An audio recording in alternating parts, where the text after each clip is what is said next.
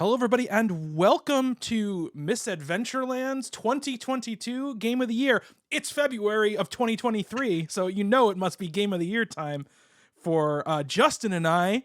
But this year we're doing things a little bit differently because we have a very special new member of this Game of the Year deliberation, Cody. Hello. Hello. How are you How's it doing, going? my friend? I'm doing great. I'm excited to be here. I'm very excited to do this. I texted Justin and I think like mid-December and was like, even though we don't really do a podcast anymore, you want to just do Game of the Year? Because we have so many years in a row where we've done it, and I was looking at like the spreadsheet of all of our Game of the Years from every year since like 2000 and I don't know what it was, like 2014 or whatever. Right. Yeah. So I was like, I don't want to just miss a year for no reason. So he said yes. I asked Cody to be a part. Cody agreed, and then I played more games between the middle of December and the end of January than I played in the entire year leading up to that time. So in front of me, and there's a video version of this on misadventure.land on our YouTube channel. In front, so people can see it, the list. We have the big list right now of games in front of us. There's a ton of games there. I think there's how many games? I'm gonna scroll down here. We're at 40 right now. There's 40 games right now. We're gonna read out this list, and anybody can think of anything they want to add, we'll add it. And then we'll basically start cutting.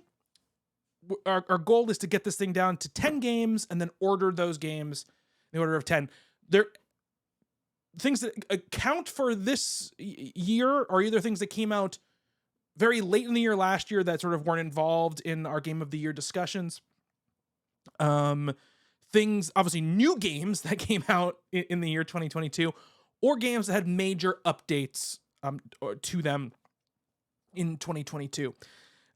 So we have that list here. We're gonna see if we're gonna add anything. This is not, if you have the first time ever listening to us do this, this is not a scientific process. We're not going to tabulate votes. We're very much going to just go by gut and argument and see what we can do. So that's what we're going to do. I'm really excited to do this. I played a lot of these games very recently. So I have much to say about a lot of them. Unlike previous years, we're not doing any categories like that. We're just doing this Game of the Year list. And I am excited to get started. You two fine people have the list in front of you, correct? Yes. Okay. So, Cody, since you are the new fish, I'm gonna say. Actually, before we even break into this, I want to say one thing. All right. Well, two things. Anybody listening, once we start cutting games, just know all of the games that are on this list are good. All right. Once we start really cutting and cuts start getting more difficult, all the games are going to have been great. So if we start picking them apart, it's only because we are trying to whittle them down onto a list. It is not because we don't think the games are good. So I want everyone to know that, right? We don't play every game, so there are going to be games here that we don't talk about or we cut. Some of it's sometimes it's going to be because we didn't play enough of it in order to have it qualify for this list, but we do want to mention them because we like to celebrate all the games that we can on this show. The second thing I want to say, which is a proposal to the two of you, which is I don't want this to be one of those Game of the Year shows where we artificially create drama about what is going to be the number one game of the year, or what's going to make this list or not. I'm going to say right now on our big list, Elden Ring is at number one. Let's just all be honest with each other and say it's probably going to end up being number one when this whole list is done. I think. See. Are you starting the drama? No, I'm just saying. Let's just everyone know that we're not going to be. No one's going to propose to cut a game like Elden Ring at this point. No, yeah, in the situation. Yes. All right, so let's break into it. Cody, give us what these first salvos are the easy cuts. These are the ones that easy cuts. Easy cuts. We don't think are gonna cause any drama. Cody, go ahead. I'm gonna do one that actually I put on here. It's one I just started a few days ago, and I haven't really had too much time to sink into. Hmm. It's Chained Echoes, Oh, okay, yes. which is the 2D turn-based game. Um, Beautiful art style. I only just got through the intro mission, and that game is style. Oh my gosh. Combat I can see could be a little repetitive, but I think they do add some things that makes you really think about what you're doing. Um, so just like non-spoilery stuff, there is an overdrive mechanic Mm. where like you do attacks, and if you do enough attacks, you get into an overdrive. I believe it's called overdrive. I may be going wrong with it. Mechanic where like you start doing more damage, your attacks cost less mana, things like that. But if you do too much stuff, you can overheat, and then you start taking double damage. And so it incentivizes you to like stop for a second and just defend.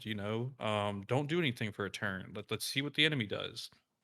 And I think that's kind of smart because so many of these like old school Final Fantasy games, you just are there to attack. In Pokemon growing up, I'd never used a defensive move probably ever. So attacking was just everything I did. And so I like that they're kind of incentivizing you to try different things in combat. But unfortunately, it's a game that I haven't put too much time into, and so I can't talk about it to the point that it's going to make our top 10. Hmm. But I want to say it has a ton of style and it's really cool. Very cool. Yeah, I've heard nothing but great things about that game. It was on like I made a list of games I was going to try to play, Yeah. and I was looking at all the how long to beats on all of the games, and that was like 40 something hours. I was like, well, that's not going to happen this time. It I only have a week. it seems like the perfect game to put on like a Switch or a Steam Deck Hmm. and just like play a few hours here and there. Yeah. Because like I was sitting here at my computer playing, and I was like, this is really cool. I'd really rather be in bed right now, just chugging along at this. Yeah, yeah. It's So it's on Game Pass as well, so people need to know. We'll call that out. I think quite a few times during the list, so I'm gonna cut Chain Echoes off this list. All right, Justin. Justin's I think adding as we go, so the list is getting longer. It's already on there, Justin. Oh, it is? Yeah. Okay. I didn't see it. Yep. So somehow we've cut a game and the list has grown longer. So Justin, would you like to cut a game, my friend? I would like to cut Gotham Knights. Okay, we can absolutely cut Gotham Knights. Justin and I played it for 2 or 3 hours Mhm. so far. No, I think we're a little further than 2 or 3 I've hours. seen y'all It playing it for feels a like while. it. Maybe. It was like 2 You or know what 3 it is? sessions, I guess we played. Yeah, you know what it is about that game? It's just not good. Yeah, no, it's not No. very good. That game has the potential to be more. Mhm. There are some interesting aspects about it. Like I'm actually rather interested in what's going on with the story.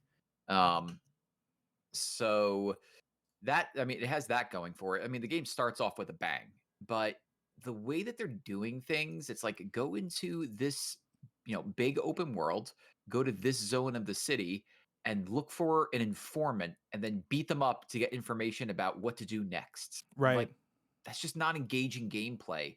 It doesn't feel like it should have been a co-op game. This game feels like it was they grabbed all the stuff off the cutting room floor of a bigger game, threw it all together, called it Gotham Knights, and then released it to the public. Yeah. It just and maybe when you get deeper into it, there's more to it, and the mission structure is different. But yeah, it was just like the side objectives as main missions that it just made it not great. It does have perhaps the most ridiculous grappling hook in the history of video games because it can literally reach city blocks when you're using it. It's kind of crazy. It's kind of insane. Yeah. So Justin, do you want to cut Gotham Knights? I don't see where I I don't see will where it take is. it. Oh, there it is. Okay. I got it. All right. Let's see. I'm gonna put up to cut a game, something that I put on here that I put a little bit of time into that I didn't end up really finishing or playing too much. Well, actually, we can cut Signalis off this list. I put this on this list because it was the game I was gonna play next, and then I never actually played it. So unless either one of you guys played it, I'm just gonna cut it. I didn't mean to keep it on there. The same thing with Strange Horticulture. I copied this off a list that I was planning on playing. I didn't end up playing it. Okay. I'm gonna say we can cut Somerville off this list. What do you think, Justin? I You don't. don't know played it, or you want me to wait on that one? No, I think it's not going to make the top. It's not going to make the top 10. Okay. I enjoyed Somerville the more I played it. Mhm. I think it has a very strong opening, and then it dips down, and then it gets better again. Yeah. But it was a fine experience. It made me really want the next Playdead game. Yeah, if people don't know what Somerville is, it is one of the ex-Playdead developers, the studio that made Limbo and Inside, left and made their own studio. And it's this alien invasion adventure game. It's very much like Inside or Limbo. It's that same sort of like 2D side scrolling like puzzle quasi stealth type of game.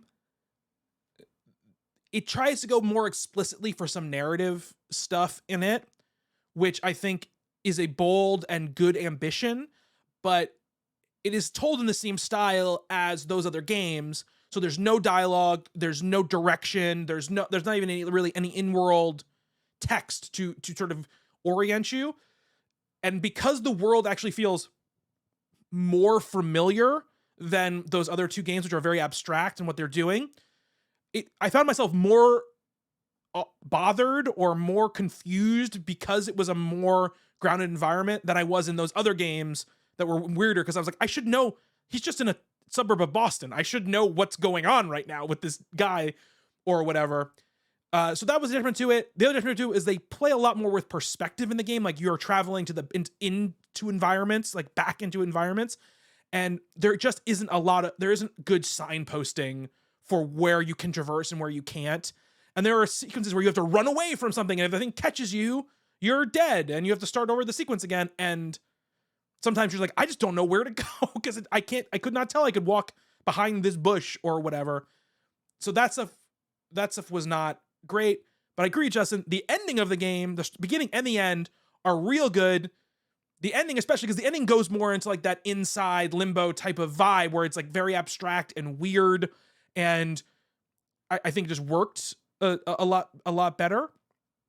But yeah, it just I think, Justin, I don't know if you agreed with this, I appreciated much more the craft that went into making Inside and Limbo after playing Somerville than even before. Yeah, I agree. Because I'm like, oh, this is why they take like 9 years to make these games, because they don't want any sort of rough edges. And Somerville has some rough edges to it. That's cool. Also on Game Pass though. So it's like 3 hours long too. It's definitely worth playing. It's just not a top 10 game of the year. All right, back around to you, Cody. I'm gonna throw up V Rising, because which one of you have played this game? Me and Justin played a bunch of this game. Oh, did you? Oh my god, really? Mhm, Okay. What did y'all think about it? Because I did not vibe with it. I It's my played. number one game of the year. No, it's not. Okay, I was like, I played it when it first came out into like beta or early beta. I played like a couple hours of it on Steam, and I just did not enjoy it like at all. I liked it. So survival games with me are always weird. Like, there's like a persistence to that world where it's like you got to log on every couple of every day to keep your base from degrading, and that got tiresome after a while. I also didn't love the day-night cycle. I understand I'm a vampire, but at least in the early parts of that game, and by early I mean we must have sunk at least 15 to 20 hours into that game. At least, yeah, at least. That day cycle gets annoying after a while. So I would like to see what they do with it. I think it's a good game. Do I think it's like one of the top 10 games of the year? No, but I will continue to track like what's going on with that game as it gets closer to 1.0, because I do think that there is the makings of something really cool there. We had a group that was playing there. We had our own server for 3 months. Yeah. Some people in our little server had like reached a level cap already and like done all of the content. And so that was like, it was kind of cool to see, because I got to see, all right, wow, this is what my castle can look like after 75 hours of playing. But yeah. Yeah, I liked a lot of it. I agree the day-night cycle was a little bit tiresome. And I liked the building, though I wish there was a little more freedom in how you could build your castle. Like, it's a little bit cookie cutter with how you do it. And there was like very specific rules about like, okay, you can't put this like structure on this type of floor or in this type of area, or it needs access to this to do it. And that made it a little bit strategic, but when you're trying to just build up your, your castle or your settlement first, it has that problem all these games have when they don't have recovery mechanics that are kind, which is that like, okay, I made all these walls, now I have to break them all down, and I only get back like a quarter of the materials it took to build them, and I feel like I wasted all of that. But I wouldn't have built this here if I had known that I would have to break it like this a little bit farther into it. So it definitely, like Justin, has a lot of promise. I thought Justin and I had a lot of fun on some of our play sessions playing it, but also I just wish there was some of the traversal was a little bit kinder, because sometimes like if you build your base in one place and then like the missions start getting kind of farther and farther away from where you build your castle, you for a while it's a real slog to try to get from where you are to those missions. After all, you get like teleporters and you're able to go a little faster, but I feel like that ramp just was not quite fast enough for what it was doing. So definitely cut it. It's a strong game, but we can definitely cut it off this list. I'll get that out of here. Justin, what are you gonna cut next? I'm looking for something that I played that I feel like can be cut. Is Sonic Frontiers going to make the top 10? Oh no, actually, we never read out the whole list of these games. So I'm going to read them all out just so everyone to hear them once, and then we'll keep cutting them, but I just want everyone to hear it.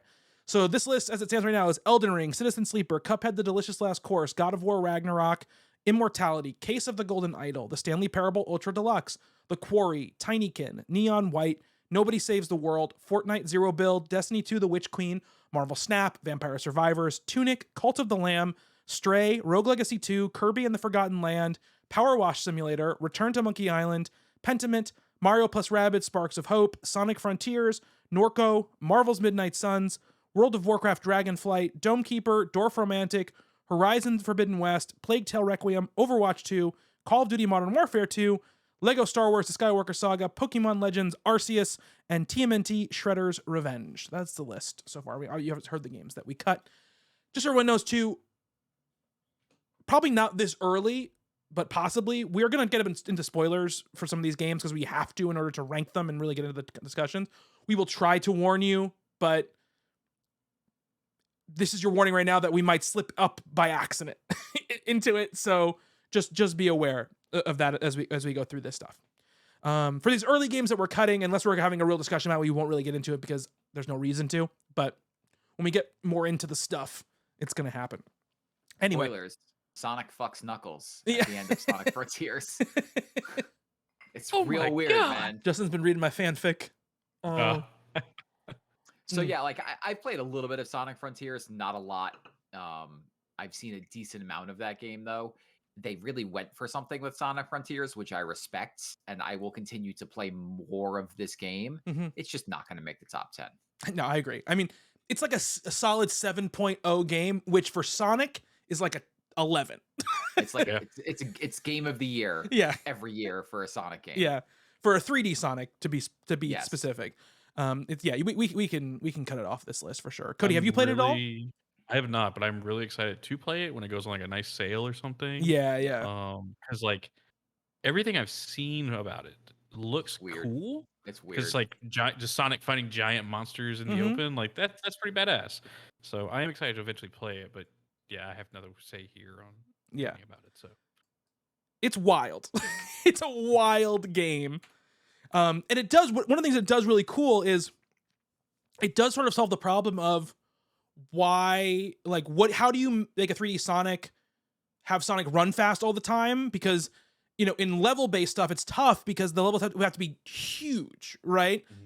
In here, it's kind of an open world, open zone, whatever. So he can just run. And they do a really cool thing where they kind of incorporate like classic Sonic, like loop-de-loops and springboards and stuff like that, right into like combat, then right into like a collectible. It is, they do some cool stuff with that, I will say, but no, it's not a top 10 game of the year. It's my turn, right, to do this? Mm-hmm. Yeah. Let's see. There's something I had in my mind that I wanted to cut, and then I don't remember what it was. Oh, we can cut Norco.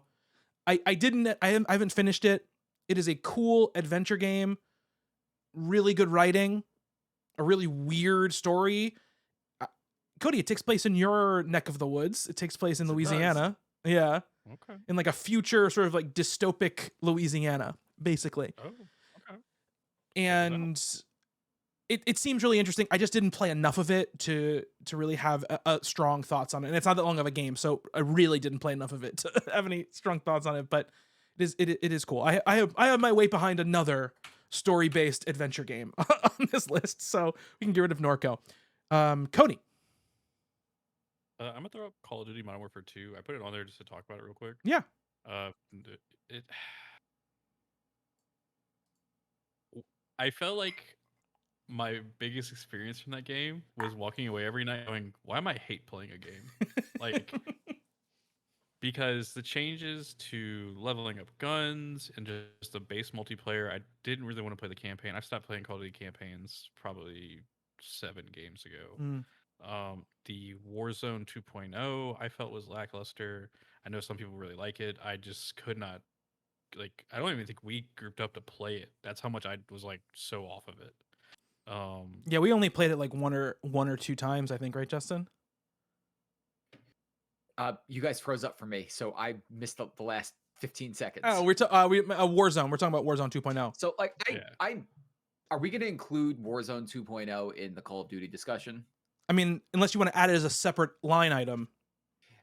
The more I look into Warzone, the more interested I am in coming back to it. I'm not saying that it has to stay on this list, but I think that DMZ mode of Warzone definitely bears more research on our part, because it seems like everything I've heard people talk about when it comes to that mode is really great. I agree that Modern Warfare 2 is not nearly as good as its predecessor. I do play Call of Duty campaigns. I do play all of them because it is nice to just turn my brain off and go shooty bang bang. And I played that campaign when I had COVID, and I enjoyed, I basically almost beat the campaign in one day, and it looks really nice. I think I think like the PvP in Call of Duty isn't what it always is, right? I tend to like the Modern Warfare feel more than the Black Ops, the Black Treyarch. Ops feel. Yeah, like the Treyarch feel. I think Infinity Ward just feels better to me, so I'll always lean that way. Although, again, I don't think it's as good as the one that came out in 2018. So I'm fine taking it off the list. We haven't spent that much time in Warzone. No. But I would like to, because I keep hearing really amazing things about that mode and want to get back into it. But as far as staying on this list, I agree. It could go. Yeah, the main Warzone mode, I just don't know if I have it space in my heart for like that battle royale right now.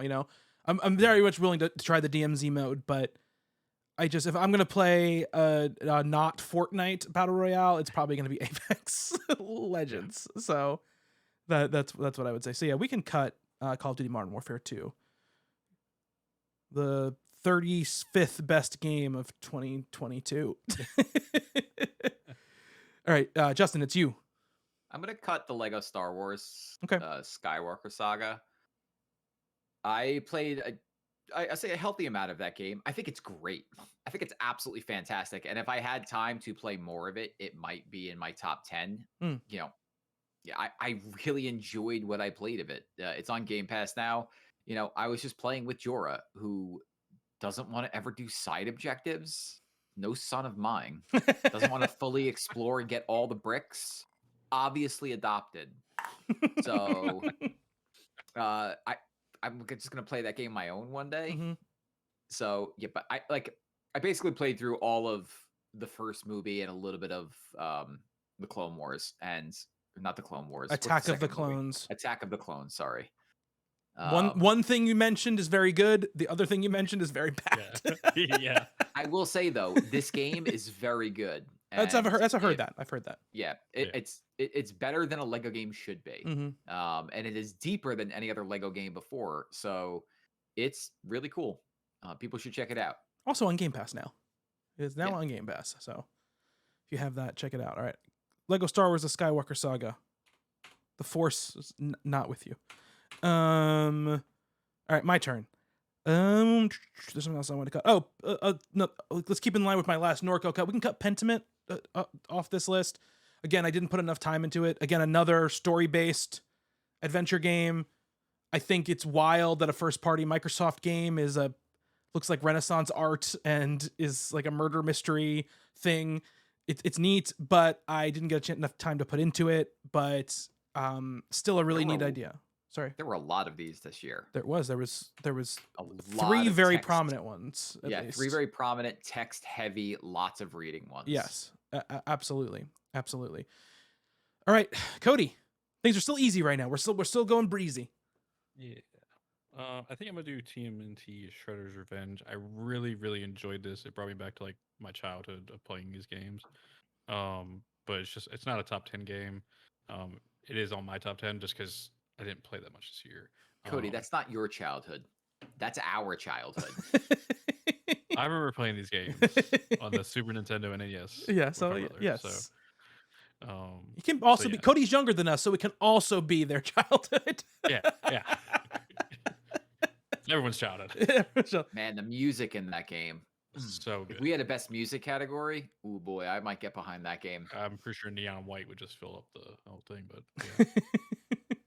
There's a lot of good. There was a lot of good game Music music this stuff this year. year. There's a lot of really good stuff. Like I was looking through it because I was like, oh, maybe I'll just like put together a list or do something, or do a stream or something where I just play some music or with it. And there was like it was hard to come up with like even like a narrowed down list. There's so much good music this year.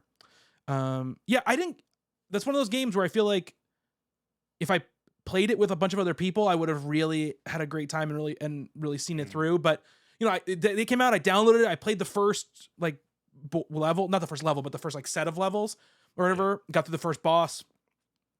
And I was like, this is really fun. And then I just never went back to it because I was like, I really just need somebody else to play this with because otherwise I'm just running through these things.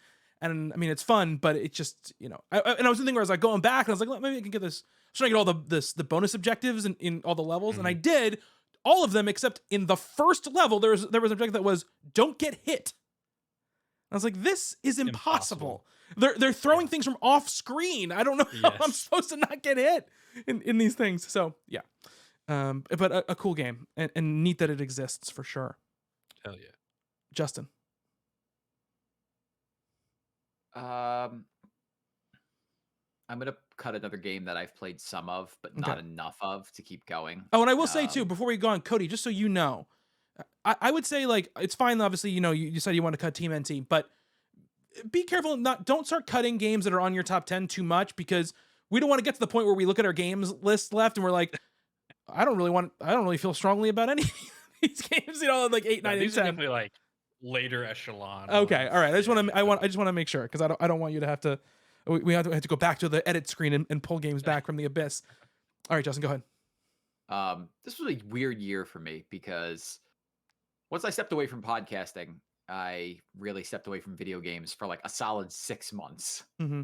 And then the only video games that I was playing was Fortnite and Destiny. So there were a bunch of games that I wanted to dig more into and just didn't really have the time or didn't really feel a desire to get into. Games that I was originally really excited about, like Mario and Rabbids Sparks of Hope. Mm-hmm. I loved that first game.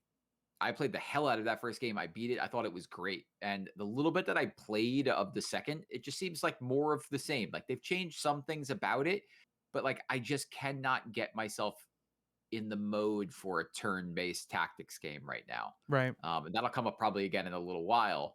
But as you know, also Rabbids just shouldn't fucking talk ever.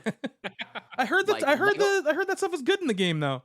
Oh man, the little bit that I've seen, it's just like no, because you know what it is. My kids love that Rabbids TV show. Mm-hmm. Like Finn absolutely fucking adores it. And like bah, bah, bah, bah, bah, bah, that's how a rabbit should talk forever. I have no strong feelings about Lego people talking. Whatever. Like I'm fine. I draw with the it. line here. I draw the line at rabbits. Yeah. They're all morons. Lego people can at least be smart. So yeah. Just on just on that alone, that the fact that they made the rabbit people talk, get it off my list. Get out of here. Talking fake rabbits. Mario still does have a gun though, and that is He does have a gun. He Yeah. just runs around with it too in this one and just shoots runs it. around with a gun shooting people. I really enjoyed the first one. That was kind of like my first tactical game, like Mm. the XCOM like ones. I'm excited to play this in like 5 years when it finally gets a reduced price. So Well, I got bad news for you, This- Cody. It's a that's Nintendo. Actually, It's a Nintendo no. game. never get a reduced Well, price. actually, no. It's technically a Ubisoft game, so It's a you probably Ubisoft will go game, on so sale. it will go Okay. on sale. So you could probably get this game on one of those Target sales when they do like buy 2 get 1 free. This would definitely be on there. Yeah. So the It's not a the first party Nintendo game. Giant Bombs Jeff Grubb tweeted this thing. He took a picture of someone's tweet talking about the Tears of the Kingdom announcement that yeah. it's going to be $70, and the person was like, "This game looks great, but $70, no, thank you. I'm going to wait for it to go on sale." And then just like a meme of like, he doesn't know, does he? Because Nintendo games never go on sale. Breath of the Wild is still $60. That game came out 6 years ago. So, yeah, I have Mario + Rabbids Sparks of Hope. I got it for Christmas. I have not played it yet. I will definitely play it, but I have not played it yet. So that's off the list. I'm going to close out the triumvirate of adventure games here and cut Return to Monkey Island off this list. This one has voice acting though, so that's why I saved it for last. It is genuinely funny. It is cool. I don't have really a lot of attachment to the Monkey Island franchise. I think I played when they put the first one out again on Xbox Live Arcade, like in the 360 days. I played it and I thought it was fun. They do some really smart things here for like this old style adventure game. The hint system is really, really good. They have like a tiered hint system where it's like, okay, now just give me a little nudge, and it's like, okay, give me a little bit more, and then it's just like, okay, just tell me the answer, just tell me what I need to do. And it's really smart that way. It's funny. It's genuinely funny. I really like the art style. It's the people who made that game Severed for the Vita, and then I think eventually came out on the PS4. I really like the art style a lot. It's not gonna make this list. I didn't play enough of it, and even if I had finished it, it probably would be outside my top 10. So that's gone. Didn't Drinkbox make Severed? Yes, they did, but the whatever the art team was on that game made this essentially. So, or did the art for this. So I don't know if they like did in conjunction with Drinkbox people or these people left Drinkbox, but it was the same artist. I think it was the same like lead artist from that did the art on this. There's another Drinkbox game on this list. There is. We're not talking about that game yet. Cody. I'm gonna throw this one out there. Cody's starting to get nervous passionate. now. Cody has like it's like squinted eyes now. Stray? Anyone feel really hype on Stray? Stray is the most overrated game of the year. Thank you. I cannot believe we're cutting. No, I don't care about cutting Stray. It's fine. Okay. It is a good game. Fine video game. And I think if the reaction to it, and this is just a psychological thing, if the reaction to it was more normal, I think I would probably have a more esteem. I would probably be higher in my mind. It's not the developer's fault at all, right? I think it's an interesting idea. I think it's a really good looking game. It has good music, but I think the playing of it is just, it's very middle of the road, right? And I think it's good. It's a perfectly good game. I just don't think it's a great game. Agree. Yeah. That would- This is not some cat hating thing. I like cats just fine, but Yeah. I hate cats. Just So- from a gameplay standpoint, I was just like, I do not think I could play this game and not be like falling asleep. Mhm. There were like the gameplay was fine. It really was. It wasn't like there was anything wrong with it. Mm. It just like the internet just fell in love with this thing, and somehow it ended up on Game of the Year lists. And I know that Game of the Year lists are subjective, but holy shit, you're just putting your biases straight out there because there is no way this thing should have been nominated for Game of the Year anyway. It's a really nice looking game. Wasn't it? The in, Game like, the Awards top had six? this. The Game Awards. Okay. Yeah, the Game Awards. Game It was Awards had yeah, it as like a Game of the Year contender, and Yeah. it's just like what yeah. no. Yeah. I mean, we all have our biases, right? I think that in this case, just biases that weren't the normal biases that end up pushing games up came into the forefront. Yeah. Like I told you, if you love cats, you probably connected with the game way more. If you have a cat that you love at home that you're just like obsessed with, I totally get it. It just was not, that's just not me. So it wasn't for me. I'm just really excited how they're gonna get the sequel into the movie. like Strays. Y'all seen the trailer for that? That was a bad joke. It's I'm a sorry. bad- We it's a can continue. It's a terrible That was joke. a terrible joke. I'm just Alright. gonna cut that right out. No, we're not gonna Okay, cut it because we need to just. all this. I'm gonna out is add. I'm just gonna add silence. I'm gonna add more silence. had, like, the after trombone. Cody says the joke. Yeah. Did you already cut it, Cody, off the list? Yes, I did. Okay, great. Yes. All right, Justin, go ahead. I've got enough of the games that I've played. Let We're me down to think of somebody 28 games else's now. game. I think you should cut number 15 on this list. You're so ridiculous. Yeah, you are. I'm a joking. All right, calm down, everybody. I'm a joking. I'm a joking.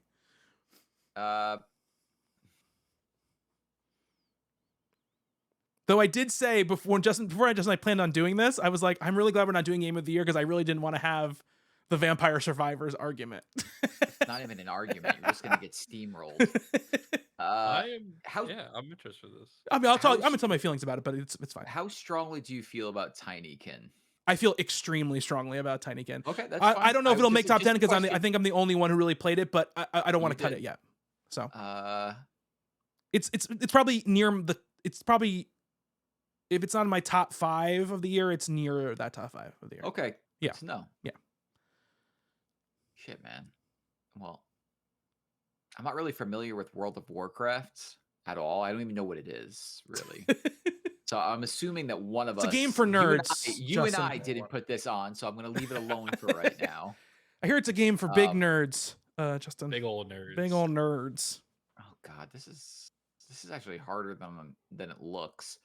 There is a game on here you can absolutely cut very fast. Yeah. Like, Is it Power Wash Simulator? No, it's not Power Wash Simulator. It's near the bottom of this list. Is it Pokemon Legends Arceus? Well, I mean, I didn't No. play that, but that's a Cody game. I know I'd you want say me to cut Midnight one. Suns. No, One I did. above it. What's about the one One above it, Justin? Oh no, I'm not ready for that battle. I'm assuming that's going to be a battle. I I'm don't think waiting so. for that. No, it's not Wait, going which to be. one are you talking about? He's talking about Overwatch 2. Who's it a battle for? Yeah. I thought you would want to keep it. No, Every it's time we just played like- Overwatch 2 with Cody was furious. Oh, well, Cody gets furious at every That's video true. I game you guess that's play where right. There's any type of competition going on. Hey, what do you want from me? What do you want? It's true. Cody got furious. Because when we talked about this game, no, that was somebody else that we were arguing with about this game. I mean, look, I'm fine cutting Overwatch 2. It was gonna be my next cut, so I mean, it's really up to you. Okay, fine. Let's take off Overwatch 2. Okay. I am in the history of us doing this shit together. I am one of the biggest Overwatch stands there is. Yeah. I'd be It's right there just- with you. Yeah. It's just that they broke my baby. They really did. The story of Overwatch is like the most tragic downfall because when that game came out as Overwatch 1, it fucking caught lightning in a bottle. And it just feels like they have been fucking dragging it through the mud. Its lifeless corpse. Here's what they did wrong with Overwatch 2. Is they broke the way that game feels by taking it out of 6v6 and making it 5v5. They made that game an arcade shooter instead of a hero shooter. And I know that to some people that's not a big enough distinction, but when you're really changing, it feels like they changed the dynamic of the game. To me, this game feels more like Call of Duty with objectives than Overwatch did. And I know the original Overwatch, time to kill or TTK was really fast, but it felt like there was more that you could do to negate that. Having 2 tanks was a big deal. And when Overwatch first launched, they've toyed with this a lot because originally you could just run 5 tanks if you wanted to, but now it just feels like it almost feels like everybody just insta-locks a damage roll. Mm-hmm. We queue for open roll, whatever. Like we'll play any role, and I get damage once every 20 rounds, maybe. Yeah. And most of the time, I'm playing support. There's nobody protecting support. There's 1 tank out there now. The game just does not feel good. Overwatch 2 is like, if you look up in the dictionary how to absolutely ruin a fucking franchise, this game would be the picture next to that definition, because it just does not feel anywhere near as good to play. And that was the thing about Overwatch that everybody talked about. Man, this game feels so good to play. I'm playing this dude on roller skates who just has an area effect healing and it feels awesome. And now when I play that character, I just feel frustrated because nobody is really doing what their role is. Everybody is just keyed to damage and running off and doing their own thing. Unless you have a full stack of people that are playing together, this game is nearly impossible to play. And it has become one of the more toxic communities that I've ever been a part of. So yeah, I would this agree. game does not belong anywhere near a top 10 list. That this game needs an entire rework. They need to change a lot about this game. And that's not even getting into the pay structure of what it is now. And I think too, and Cody, I want you to talk about it because you two are obviously much more. I mean, I played a lot of Overwatch, but not nearly as much as you two did. Yeah, I think one of the biggest problems is I think by the time Overwatch 1, and not even talking about right before the changeover, I'm just talking about like probably 2 years ago, whatever it was, 3 years ago, maybe more than that. I think Overwatch 1 was pretty much broken, right? They had stopped really supporting it. They had, I think, wrongly put all of their focus onto making the game the game that, you know, regular people were playing to fit the competitive scene as much as possible, that they had sort of like abandoned, I think, the thing that had made the game so popular in the first place. And so I think they had a bigger task than just going, okay, we have this really popular game, let's make the sequel, let's not mess it up. I think they had a fixing to do with what was there, and instead of fixing what was there, they just broke it in a totally different way. And like for me, the business model doesn't really bother me that much. I understand it being bothersome because it's so different than what Overwatch 1 was, but in a modern context, it is pretty typical, right, for what these kind of games are.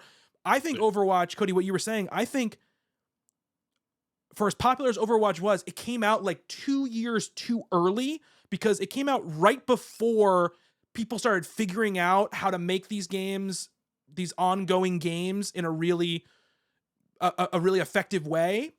And Blizzard was sort of like trying to do it, like they were making it up as they went along, and they did a pretty good job for a while, but the kind of world changed around them, and Blizzard is not a fast reacting studio. So they're not used to updating their games in that kind of way.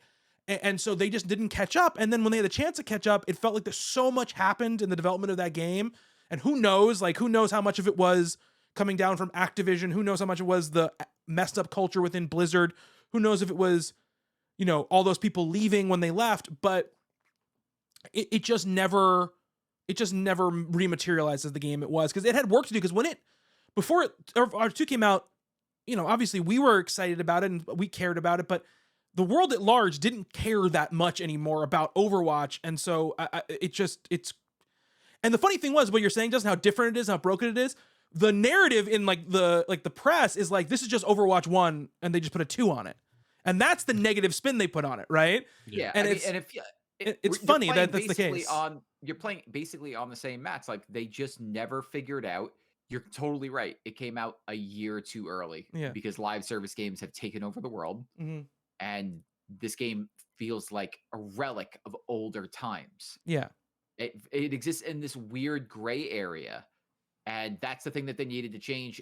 And they did not change it. And it feels like more of the same. And yeah. Ugh. All right, Cody, go off. Do you have anything you want to say?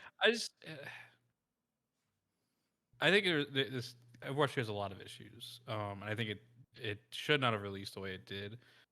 When they came out on stage and were like, hey, we're making Overwatch 2, we're going to start slowing down work on Overwatch 1, the idea was that Overwatch 2 was going to be an updated version of multiplayer. You were also going to get that single-player campaign where you could make your character have different abilities. Like Tracer could throw 3 pulse bombs at one time, rewinding, fucking blew up everyone, like that kind of stuff. And what we got was just, well, hey, you know, that stuff's taking a little longer. We're just going to do the multiplayer right now. And now it's become, we're not actually going to release any of that single player stuff. Like, it's going to come over time. Like, we're not doing it in like a big, here is your story mode. And it feels like they were just like really trying to make this work, and it's not working. Yeah. And you have a point about they wanted it to like fit this competitive mold, Well, then the pandemic hit, Mhm. and the competitive mold fell to fucking pieces Yeah. because people were no longer able to go to the events because that was a big thing, going to the events. Mhm. And unlike football or baseball or all that could do certain things, they just struggled really hard, which is insane to me because it's a video game. I You know, can yeah. play online. You would think of Like, it's what we all the all do. things that it would not be the thing that struggled. Yeah. It's sad, and like I know, like I think the new season just launched, and Yeah, like it did. they've come out and like done a lot of changes, and people are very happy with it currently, and they've come out and addressed some of the things like, hey, we're sorry we're not putting out new events, and we're sorry for reusing old events. Mm-hmm. So hopefully they're taking a turn because like another game I'll talk about later that's on this list, when Blizzard takes that turn, they can get a lot of shit right. Yeah. And I think they just need to do that. So We'll I'm very see. sad about Overwatch 2, but I hope it gets better.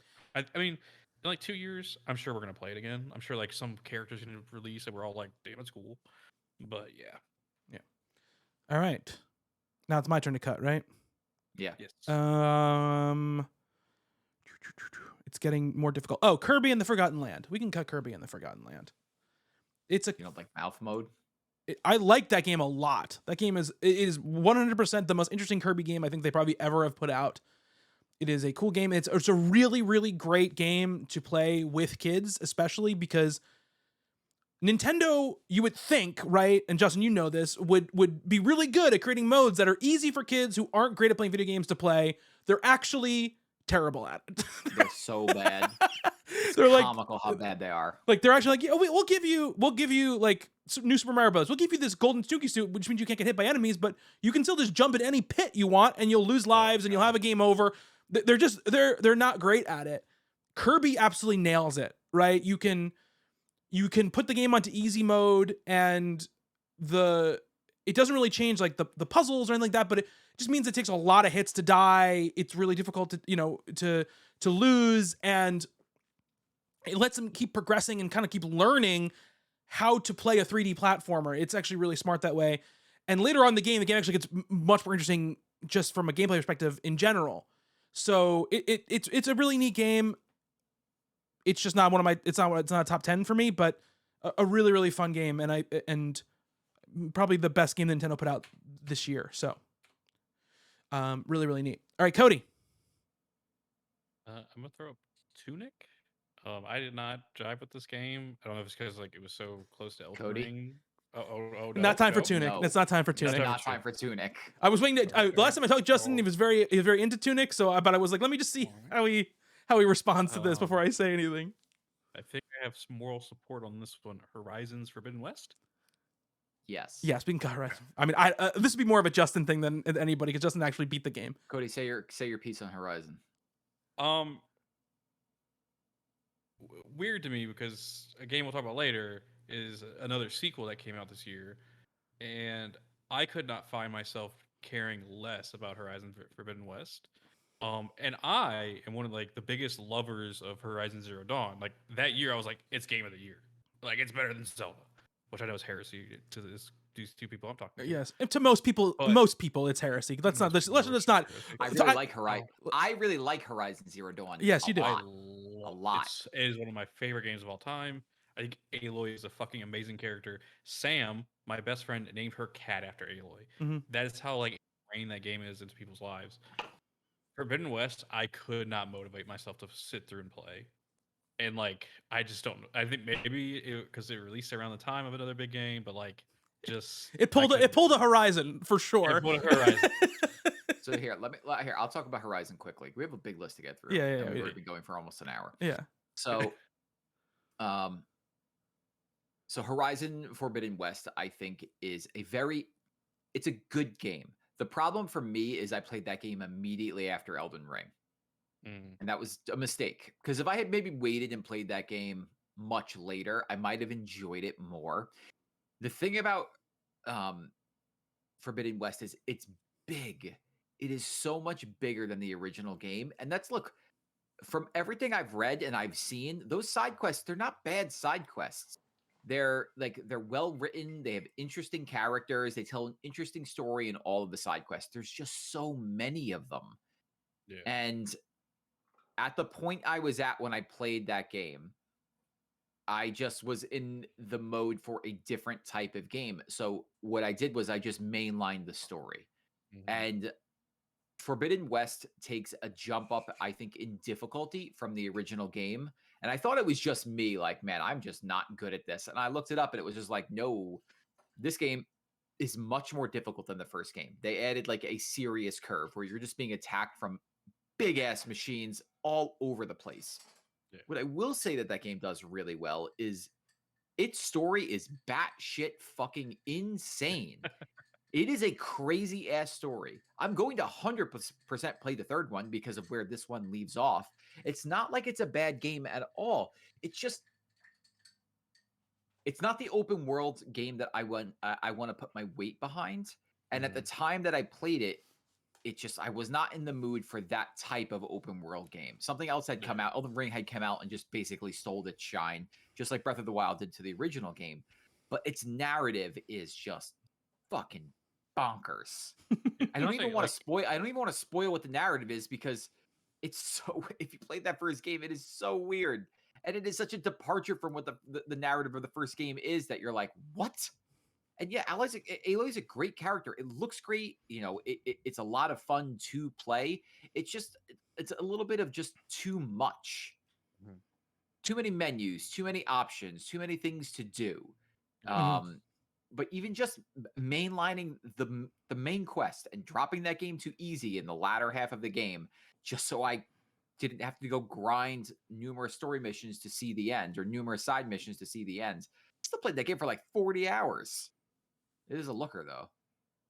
It is a game I want to get back to one day. It's just when it came out this year, I was like, I had no desire to play this game, it was just sad for me because like how much I loved the first one. So They should really release the third one in the fucking summertime when no other game really releases. But you know something will happen. It'll just be like Fallout or 7 will Yeah. come out around the same time. the Elder Scrolls 7 will come out. Yeah, or whatever, yeah, exactly. And be like, surprise, we're launching this in July, and you'll just see all the people at Gorilla be like, Just tears. people are already starting to think that it's possible from some rumors that around the time that Horizon expansion drops is when the Elden Ring DLC might be coming out. So that would be hilarious if that happens. all right, so yeah, I'm going to take Forbidden West. Okay. Forbidden West off the list. So that was Cody. You cut that, right? Yes. Yeah. All right, Justin, you cut. All right, I'm going to. We're getting near the point where we're going to probably have to start. We'll start doing the opposite way and trying to get locks and then going from there. But I think we still have a couple more we can probably cut off the list. I'm going to cut Midnight Suns. Okay. A game that I really wanted to love and just couldn't. I just didn't play enough of it, so I can't really speak much to it. I think the actual combat is fantastic. I think everything else is really bad. I've heard that. Yeah. The Abbey stuff and walking around, it looks like a game from 2007, which is like, look, I understand Firaxis is not the type of company that's going to 2007 is a little bit harsh, but I get what you're saying. I don't know, man. Go back and look at some games from 2007, Justin. Man, I don't know. Okay, 2011. It looks like an early PS4 game. That's what I would say. It probably looks like. Yes, Justin. I think the combat is really good and Yeah. really special. If I could play a game of just that combat, Yeah. as terrible as I am at it, I would. Yeah. But it just Did you say it's worse than Arkham City, another game that released in 2011? no. Arkham City is a great video game. I mean, like visually. Visually. No, You're saying- visual. It looks 1,000 times worse than Arkham City. Oh wow. There's no way it looks not. It does not look 1,000 times worse than Arkham City. Go back I would and say look. Arkham City is a very good looking game. I It will say. is a good looking game, but I mean, Arkham City is still a 13-year-old game or a 10-year-old game or whatever, 12-year-old game. Facial animation. Did you see? Really I the way know. Tony Stark looked Here's in what that game? I'll say. Here's what I think is very just His mustache looked like Play-Doh. academically cool about this though is that games like this never get the budget like this to make so it is cool that this like turn-based strategy game got this sort of budget placed on it. Apparently it was a huge flop commercially. Critically did well, commercially it did very poorly. They have the bones of something here. Yeah. They really do. So I hope they get another crack at this. They have the problem where I think it When just starts traded too here, slow When I too. traded it into GameStop, this is Mhm. what the guy said to me. Did you know what this game was when you bought it? I was like, yes, I knew what this game was when I bought it. I think that's the bad thing is that like people were I think like parents probably went, "Oh, a Marvel game for my kids," and the kids Mhm. get it and go, "What the fuck is going on here?" You know? All right, so Midnight Suns is not gonna continue. All right. I got So to I got to play as Magic though, and so everything was okay. okay. Dwarf We have- Romantic. Oh man, I really like Dorf If Romantic. you want to have a conversation later, we can do that.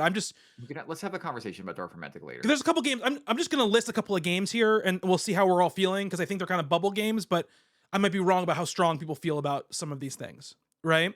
So, Cult of the Lamb. I'm fine cutting Cult of the Lamb. Yeah, that was gonna be my next pick. So I like Cult of the Lamb. I played a good amount of it. I just kind of liked it. I didn't love it. Yeah, I agree. I really liked the sort of management sim part of it, and then the combat part of it I felt like was just not up to snuff compared to the other side of it.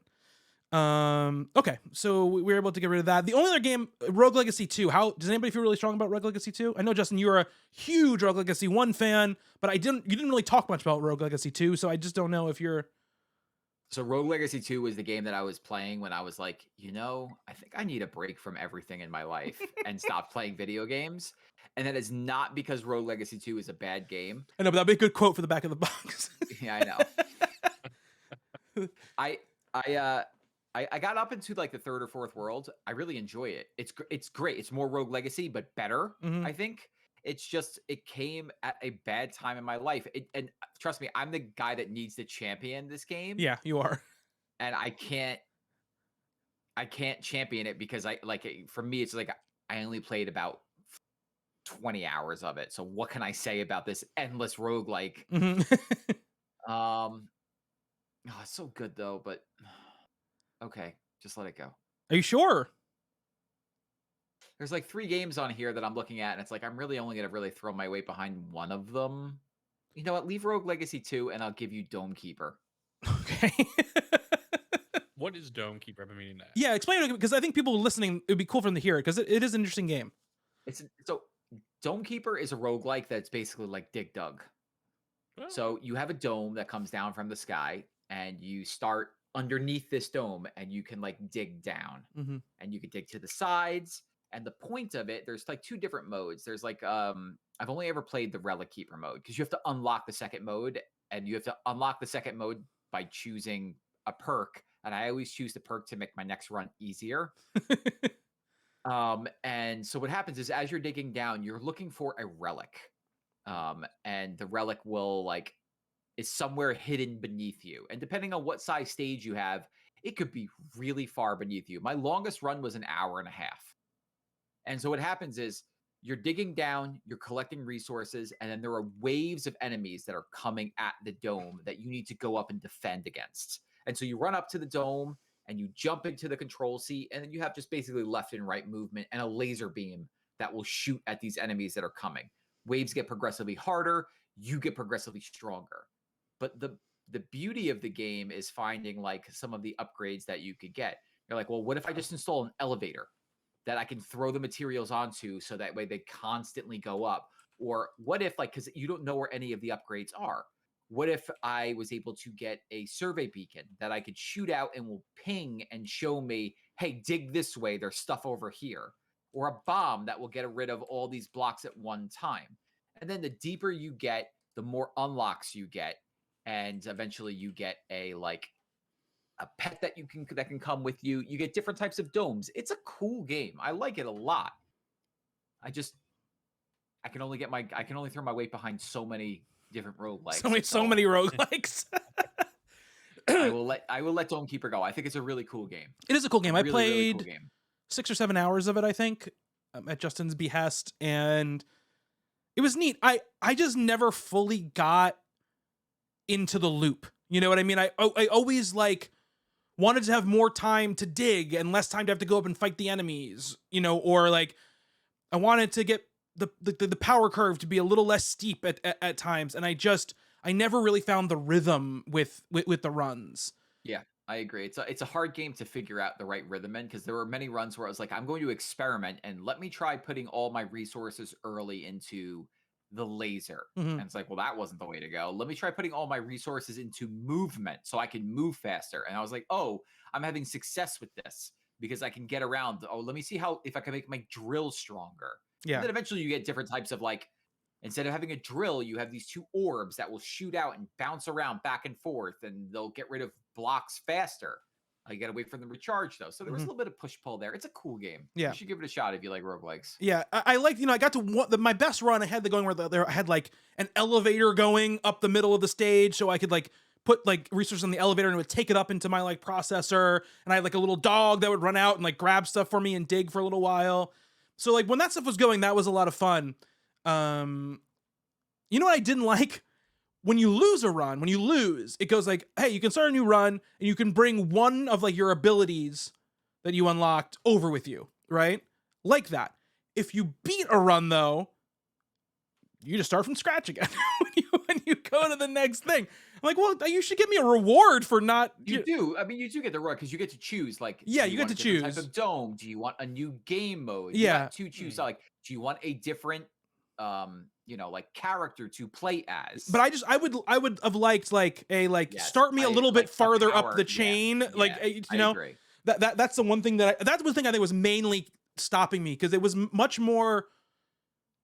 It was roguelike, obviously, because there were persistent stuff, but it was a little bit more roguish than roguelike-ish at times, and I like things to be a little bit more kind, I guess. Okay, yeah, we'll get rid of Donkey Bear. It is a cool game and a good Steam Deck game as well. Steam Deck game. Can we just put Steam Deck on this list? Steam Deck is very cool. It helped me out with a bunch of games at the end of the year, because I played quite a few things on there at the end of the year. Okay, I'm looking at this list. I don't think there's any other like easy cuts to make. I'm gonna do 2. Oh, are these you games, Cody? 3 V game. Okay. Pokemon Legends Arceus. Okay. Oh, thank goodness. First off, 2 Pokemon games 1 year. Good job, Game Freak. Get your shit together though. Yeah, they both look like those games look like they would come out in the early 2000s for sure. Both Pokemon Legends Arceus was the game that made me realize, man, we really need to switch. We need to switch too bad. Yeah. Because what the idea of that game is, and just being like a run around, like focus on catching Pokemon, live it in the world. It's like old school, like before gyms and all that. I love that so much. I thought I was gonna hate it because I'm very much a person who did not like Pokemon Sun and Moon, where they got rid of gyms. I was like, no, I like going to gym battles. The boss monsters, like the boss Pokemon that you have to fight, that are like souped up versions of like really strong Pokemon, were really cool. I just enjoyed running around catching stuff. Like, yeah, it was just relaxing because like Game Freak does music so well, for these games, and I just wish the Switch could have been a little better because like the graphic issues like were bad. True. I will say though, other games do look better on the Switch that have as big a scope as that game does. I just don't think Game Freak is particularly good at optimizing their video games at this point. You know. Yeah. Also, they really care. I regret. Yeah, they don't care because they just sell 1 billion copies anyways. What do they care? Yeah. Justin, I realized now that it was a mistake having Cody on here, because we've had a 3,000% more Pokemon talk than we ever have desired to on one of these shows. This is why we got rid of Kelsey. That's why I never let Kelsey back on for any of these discussions. This is a game that made me, when Pokemon Scarlet and Violet were coming out and people were like, there's issues with like the game crashing and graphics, I was like, I'm not buying it. It's not worth my money and I just don't have the time for it. So that was that. World of Warcraft Dragonflight. First I just want to say, thank God. I know. I knew y'all were gonna have some. How would I ever battle you on I know. Yeah, right. You got nothing. You got fucking nothing. At the top, fuck Bobby Kotick, fuck Blizzard and all the negative shit they've done towards unions and all that. ABK is a great organization. Go support them if you can. That being said, World of Warcraft Dragonflight was the return to form that the video game has needed for 3 years now. It got us back into high fantasy and not some weird like technological underworld bullshit.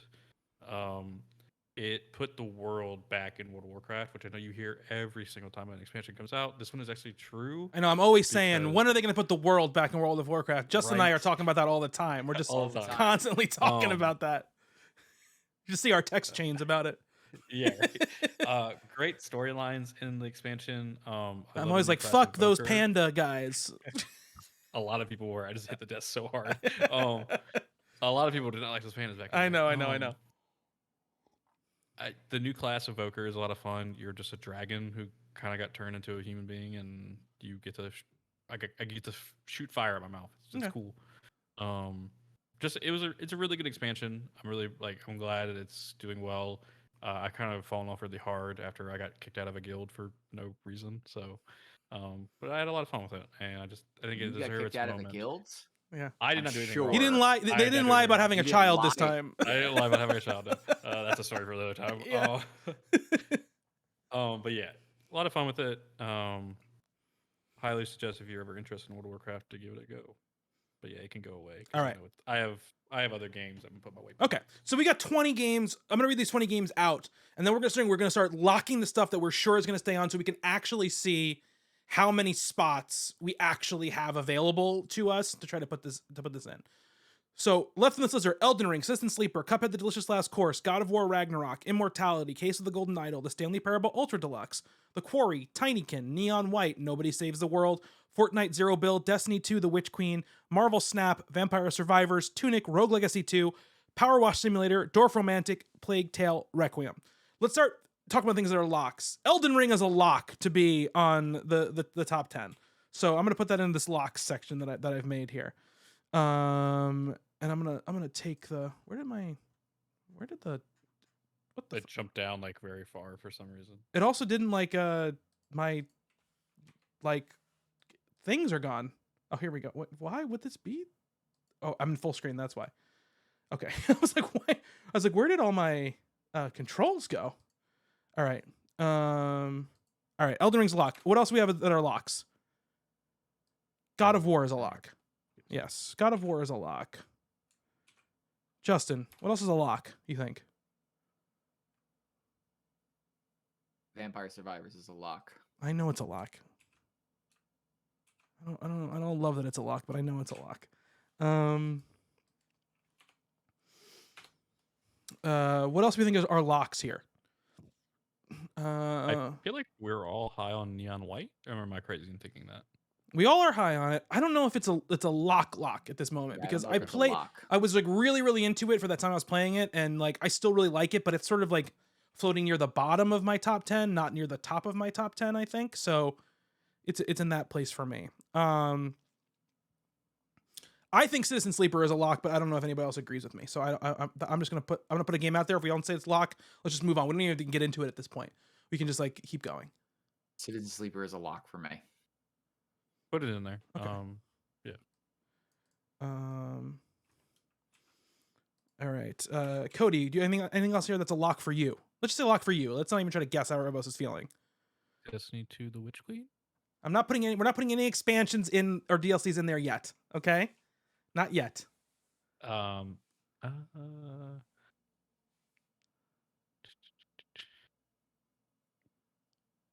Marvel Snap.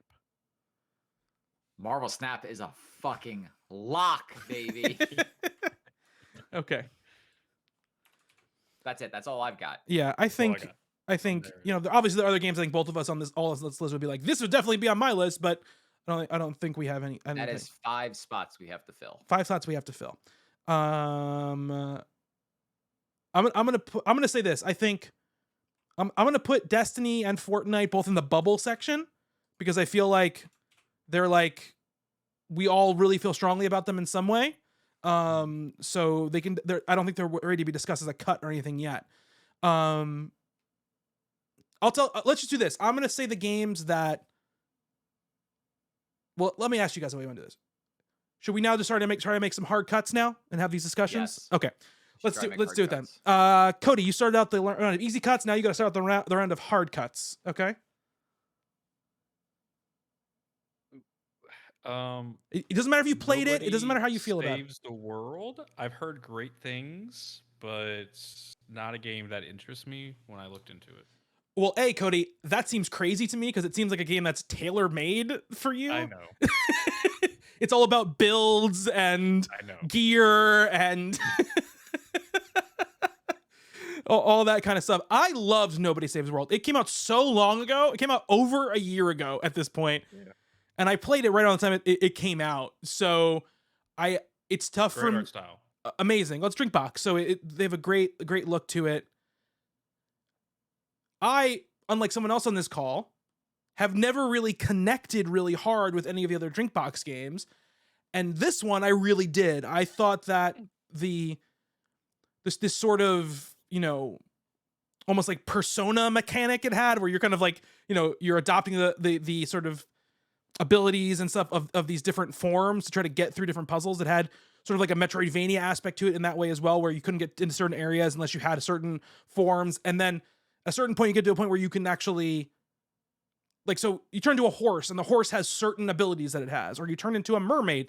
Mermaid has certain abilities that it has. At a certain point, you're able to start kind of customizing what each one has. So you can swap abilities in and out. So you can make a mermaid that can kick like the horse, but also can swim in water, et cetera, et cetera, et cetera.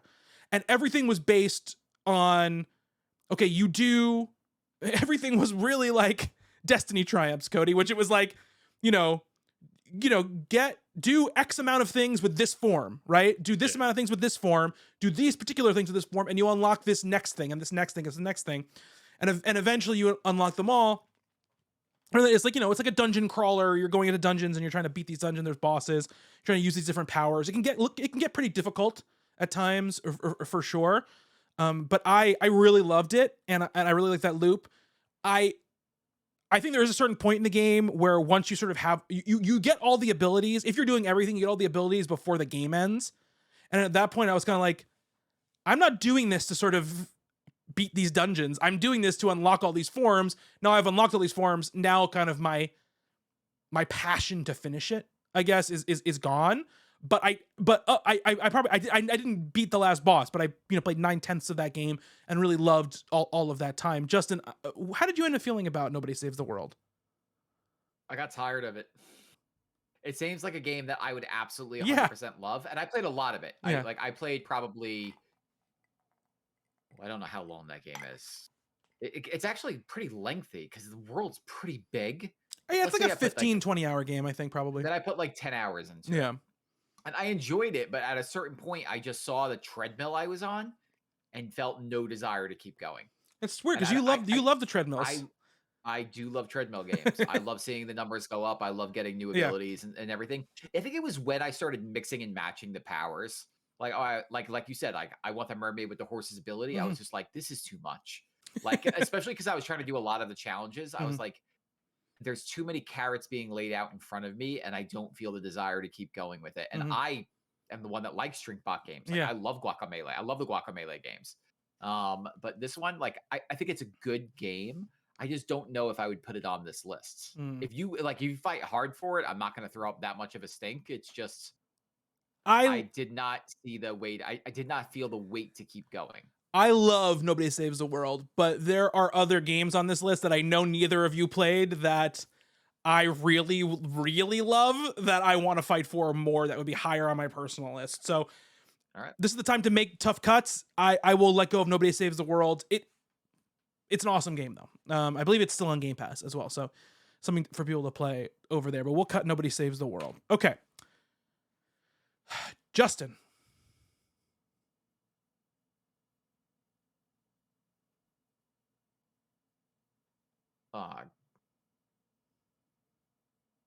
Just random.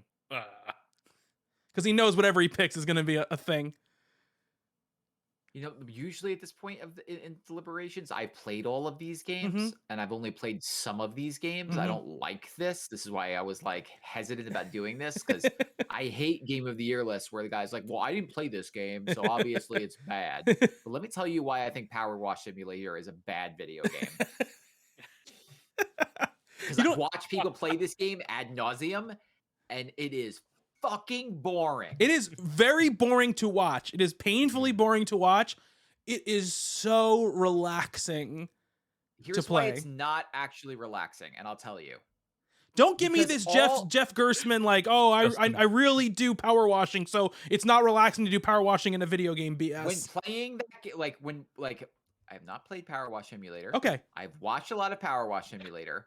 But the feeling that I get from watching Power Wash Simulator is I should go fucking power wash the side of my house. No, but you can't power wash the side of a ancient pirate ship, Justin, I have no desire. or like a sphinx in the desert.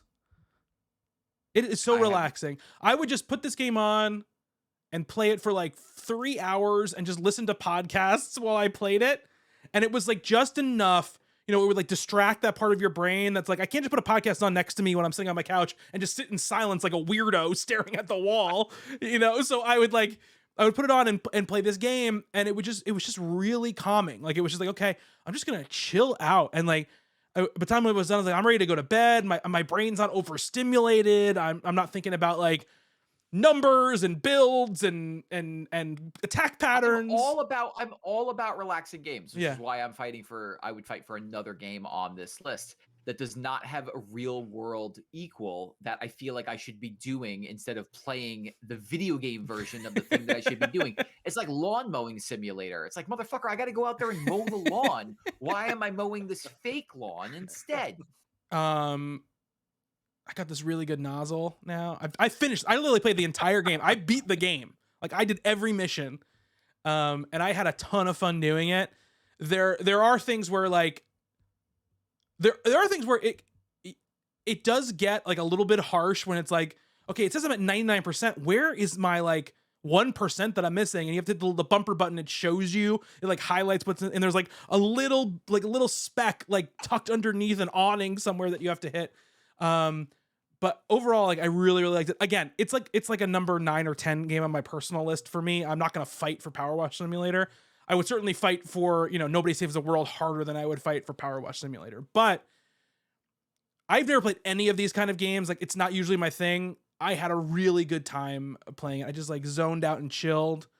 Caught up on a lot of podcasts, some audiobooks. I think I listened to the last 4 hours of Good Omens on audiobook just playing Power Wash Simulator.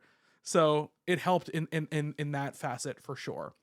All right, but we can cut it off this list. That's fine. All right, now's the time, Justin. You got to let go of Rogue Legacy 2 or Dorf Romantic at this point. I'll let go of Rogue Legacy 2. Okay. All right. You said your piece about it already. I did. We can cut that off this list. Rogue Legacy 2 is gone. Okay, so we've got 1, 2, 3, 4, 5, 6, 7, 8, 9, 10, 11, 12 games left for 5 spots, pretty much. Cody. Am I missing games? Hold on. He has the 2 games in the bubble. He Oh, has yeah, 2 Fortnite games in the and bubble. Destiny in the Oh, bubble. okay. I think you should just put those back up top. Yeah, you're probably right. There we go. Okay. All right. Cody. I'm gonna go Fortnite Zero build. I'm okay with it. Only because, not that it's not great, and Justin, but we were playing and enjoying Fortnite heavily even before Zero Build was gone. That's my thing. And Zero Build was in the game. We were really excited when Zero Build came out. It was like, yeah, finally we get to play the game the way we want to play it, right? But I don't think it wasn't the reason why we anybody on this call got into playing Fortnite. True. So that's the only reason why I say it's okay That's to cut fine. it. That's fine. Are you sure? I played more Fortnite than any other video game this year. I know, of course. I probably played agree. more than any other game as well. I agree. Okay. That's fine. All right, Justin, it's your cut. The Quarry?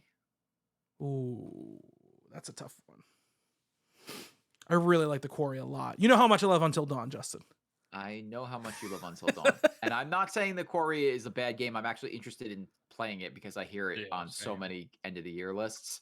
I'm surprised, Cody, that you have not played The Quarry. It came out, I forget what happened. When did it come out? In the summer, in the middle of summer. I think that was during a period of my life where I wasn't doing a lot. Gotcha. I just missed it. But I do want to play it because I am also in the same boat of I love Until Dawn. And it is a really cool game. It is the best. I haven't played every single one of their Dark Pictures games, but it's definitely the most like Until Dawn of the games they put out. It has the highest production values. It has the kind of cast. It's not it's not a Dark Pictures game though, No, right? it's not. It's not. It's like it's separate from It's those games. yeah. Yeah. Mm. Those games are sort of under that deal with, I think, is it Namco Bandai they put those games out under? I think. Yeah. Yes. I think it is Bandai Namco. Sorry, I think it is. They put other. This is a separate one. This was going to be a Stadia game. It was one of the games that Oh, that's Stadia was right. funding. Oh yeah. And then when they shut it down, 2K picked it up, and it's definitely on that Until Dawn mode, like that same type of it's a a teenage slasher type of story set in a summer camp. It's like as good as Until Dawn looks, and I think Until Dawn still holds up pretty well, like considering when it came out. The facial stuff in this game is just out of this world good. There are times when like the mouth gets weird. That's the one thing, or their facial capture, where there'll be too much Don't do teeth. that. No, don't do that. There'll be too much teeth when they're talking. Got a weird Please mouth. stop. Yeah, on or that their one. eyes. Like you'll see too much of their eyeballs, and you're like, I'm not supposed to see that much of a human's eyeballs when they're expressing. But it's got some really good performances in it as well. Really, really solid, and I like the mystery. I like the choices in it. It really made you feel like, just like Until Dawn, like if I mess up once here, this person is dead. And unlike Until Dawn, with the magic it played, I think a lot of times it is that way in this game. Like every character can die at a lot of different points, unlike in Until Dawn. And I liked that a lot. The writing was really sharp and cool. And Justice Smith is like a standout in it. Detective Pikachu's own Justice Smith is very, very good in this game.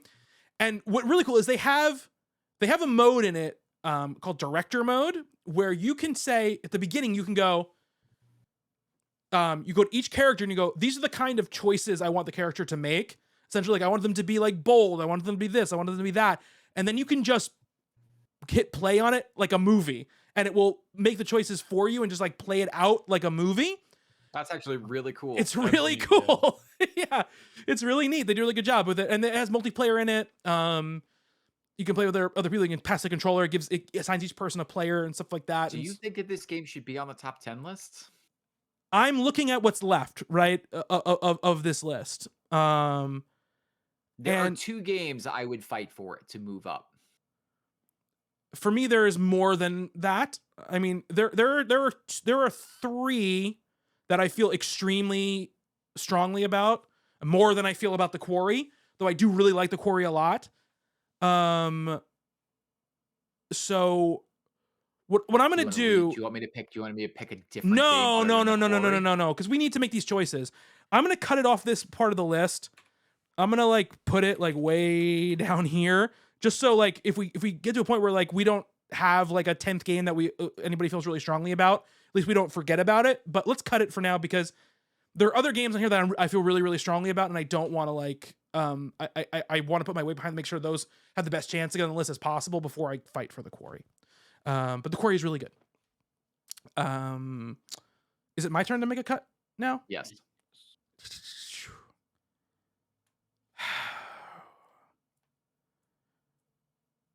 So many of these games are games that I love. I don't want to cut any of them.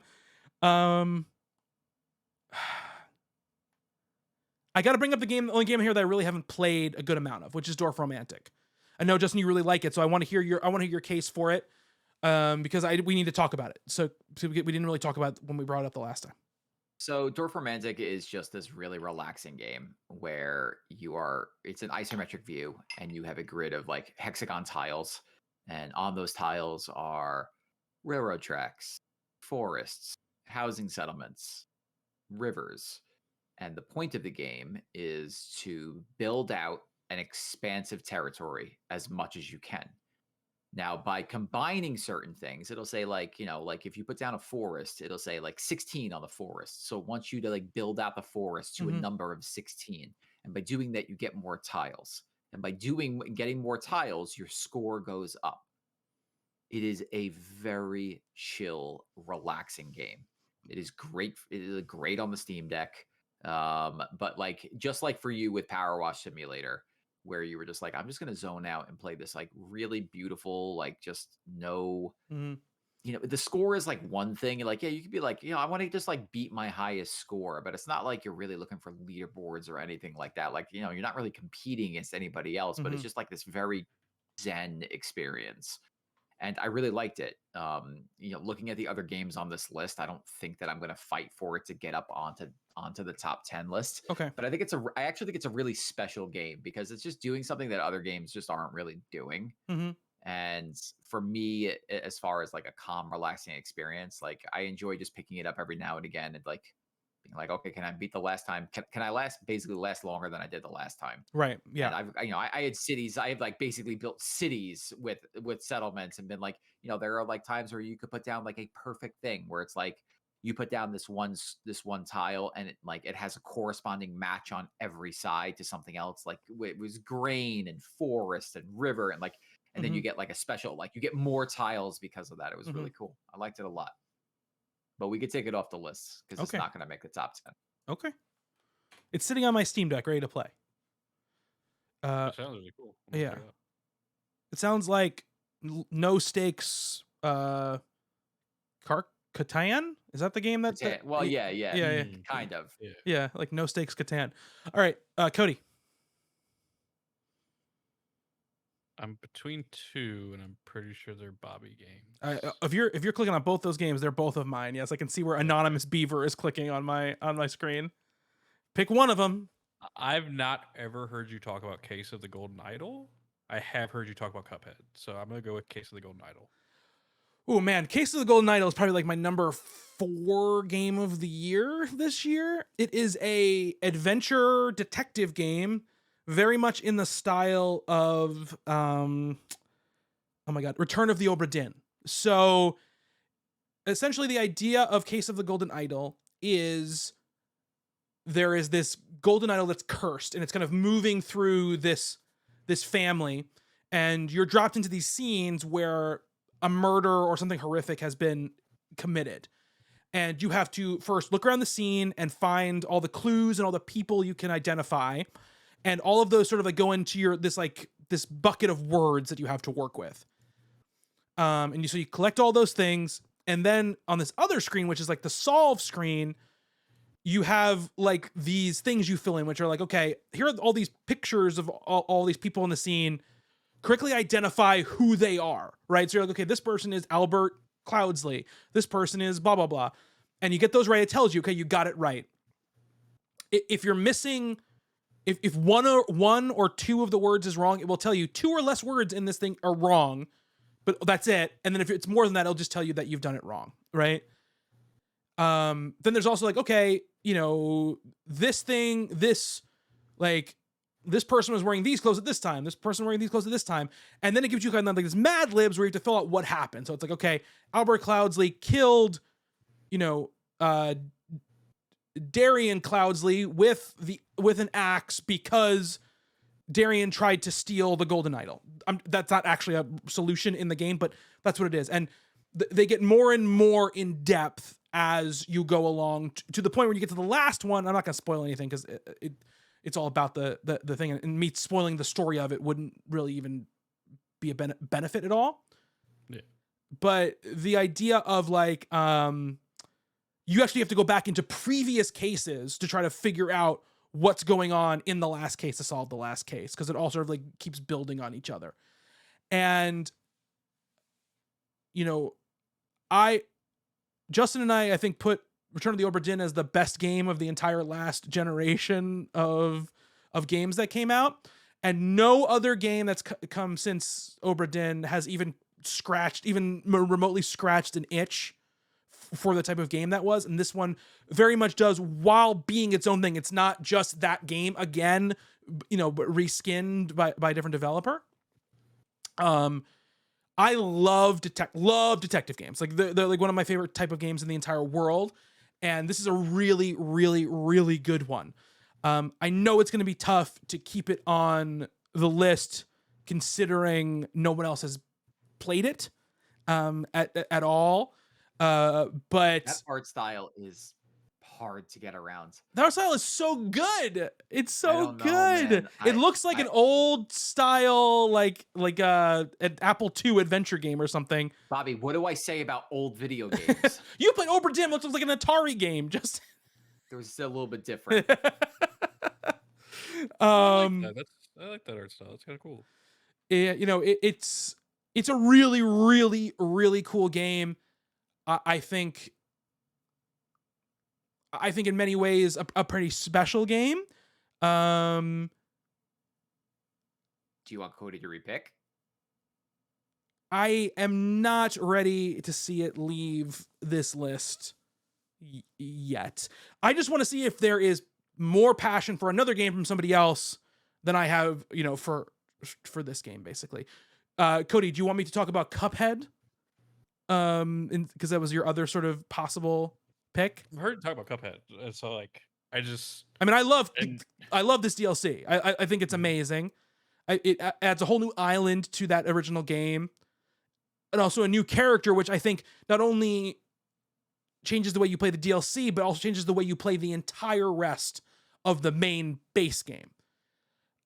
It has some of the best bosses, I think, of the entirety of Cuphead, which is a game obviously that's all bosses. And the final boss, the Cuphead has fantastic music, like some of the best music in all video games. I sent Justin this, I think, back when I played it. The boss music for the final boss of Delicious Last Course is like one of the best video game tracks I have ever heard in my entire life.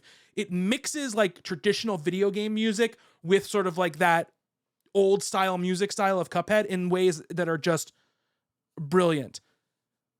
I would rather lose Cuphead off this list than Case of the Golden Idol, because Cuphead is a DLC for a game that was already amazing, building off a game that was already amazing, and I'd rather reward new games than reward games that have additional content brought to them first. Justin, you never played this, right? I know. And I love Which is Cuphead. crazy. You love Cuphead so much. I just kept waiting. Like, again, it came out in that period where I was just like, I don't want to play any video games anymore for a while. And I'll eventually play it, and I'll get mad at it, and I'll beat it just like I did the first one. Cuphead's an amazing game. Yeah. But I never got around to playing it. But my entire thing is, I agree with you. It's a DLC for a game, so I'd rather reward something new. Yeah, it's gonna be my personal top 10 list for sure. It's very high up on it, and it means a lot to me personally because my son really loves Cuphead, and I actually beat Cuphead this year for the first time ever, like fully beat it, even after my nephew deleted my save where I was at the casino. Right. I was at the casino. The final part of the game, and he deleted the save, so I had to go back and do it all again. And I still beat it all. Really, I think Cuphead itself is a very special game, right? I think it's possibly one of the best games ever made. It doesn't need to be on this list because it is a DLC, and Cuphead is amazing, but it's amazing because it was a game that came out, 6 years ago that was already amazing. So we can cut Cuphead off this. All right, Justin. For the same reasons, I say let's get rid of the Stanley Parable. I agree with you. The only difference between this, Cody definitely thought you were coming for Destiny in that moment. Trust me, it's not far. It's not far off my sights. It's coming. Here's the only thing I'll say for Stanley Parable, and we end up cutting it. We can cut it. I'm not gonna like go crazy for cutting it. And I'll say right now, spoilers. Okay, if you don't want to know anything about Stanley Parable Ultra Deluxe, I'm not gonna go into deep stuff about it, and it's a game that if you haven't played, you should not be spoiled on, because it is an experience to have, which Justin had for the first time. I played the Stanley Parable for the first time this year. Yes. I waited and waited because I was just like, oh, I know this Ultra Deluxe version is coming out, and I didn't have a PC at the time that this game came out. Mm-hmm. So when they announced it, like, for coming to console, I was like, sweet. Then I had a PC, and I was like, well, I'll just wait until this like Ultra Deluxe thing came out. Mm-hmm. And I played all, I think, over the course of a night or 2 nights or whatever. That was a really good game. I think it was a really, really good game. It's funny and witty and like breaks the fourth wall all over the place, and like it's great. I just, even playing the whole thing this year, I still wouldn't put it on this list. So the one thing I'll say is that Stanley Parable Ultra Deluxe is, funnily enough, stealthily, actually the Stanley Parable 2, right? That is actually what it is. There is as much content that they added to the game as was existing in the game previously. And even the content that is already in the game is now altered once you access the stuff that happens in the new content in the game, which I think is just so on brand for what the Stanley Parable is, to not say that that's what it is, going into it. I think it's amazing. Again, this falls sort of in the Cuphead mold for me, because I think Stanley Parable is honestly, it's one of my favorite games of all time. Like the original one is. I think it's hilarious. I think it's one of the best written games of all time. I think it's one of the smartest games of all time.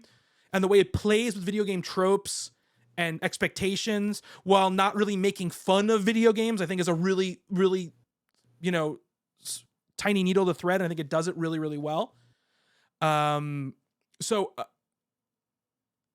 I'm fine with it leaving the list, but I will say that I think, unlike Cuphead, where it's a DLC that adds something on top of the original game, this game, while hiding it, I think is actually more of a new game than the other games that we're cutting off this list, because it's not brand new. And I will say this: there's this moment in the game, because we're in spoiler territory, where you walk through a like junkyard of Steam reviews, where they have all these real Steam reviews for the game, and you can read these real Steam reviews, and it is hilarious and it's awesome. And it's just a great game, and you definitely should play it if you haven't played it. It's definitely worth it. I agree there. But we can cut it off the list. It's a trip. It's a trip. Is it back to me now? Yes. All right, Cody, it's time. Is it? It's time. Yes. I don't know what else we're gonna cut this list. I'm certainly not gonna cut. I'm not surely gonna cut the games that I'm super passionate about. So I gotta bring up Destiny 2: The Witch Queen, my friend. It's my. Are we talking? We can say what number it is, right? Yeah. Yeah. It's my number 4. Okay.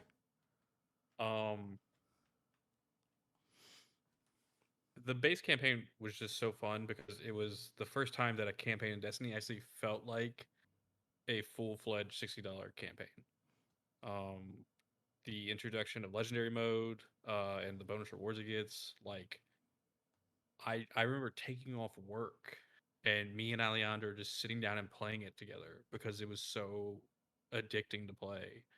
On top of the fact that, like, the story content throughout the year and all the new seasons also was banger. Like, you go from talking about like grief and Season of the Haunted to being fucking space pirates, boarding ships and stuff, which I know is like where we really sat down and really all played together and we beat raids and stuff. To the current season, like where we're talking about like what does it mean for like AI to become real with stuff. I know y'all aren't playing right now, and I've not as played as much as I would like to,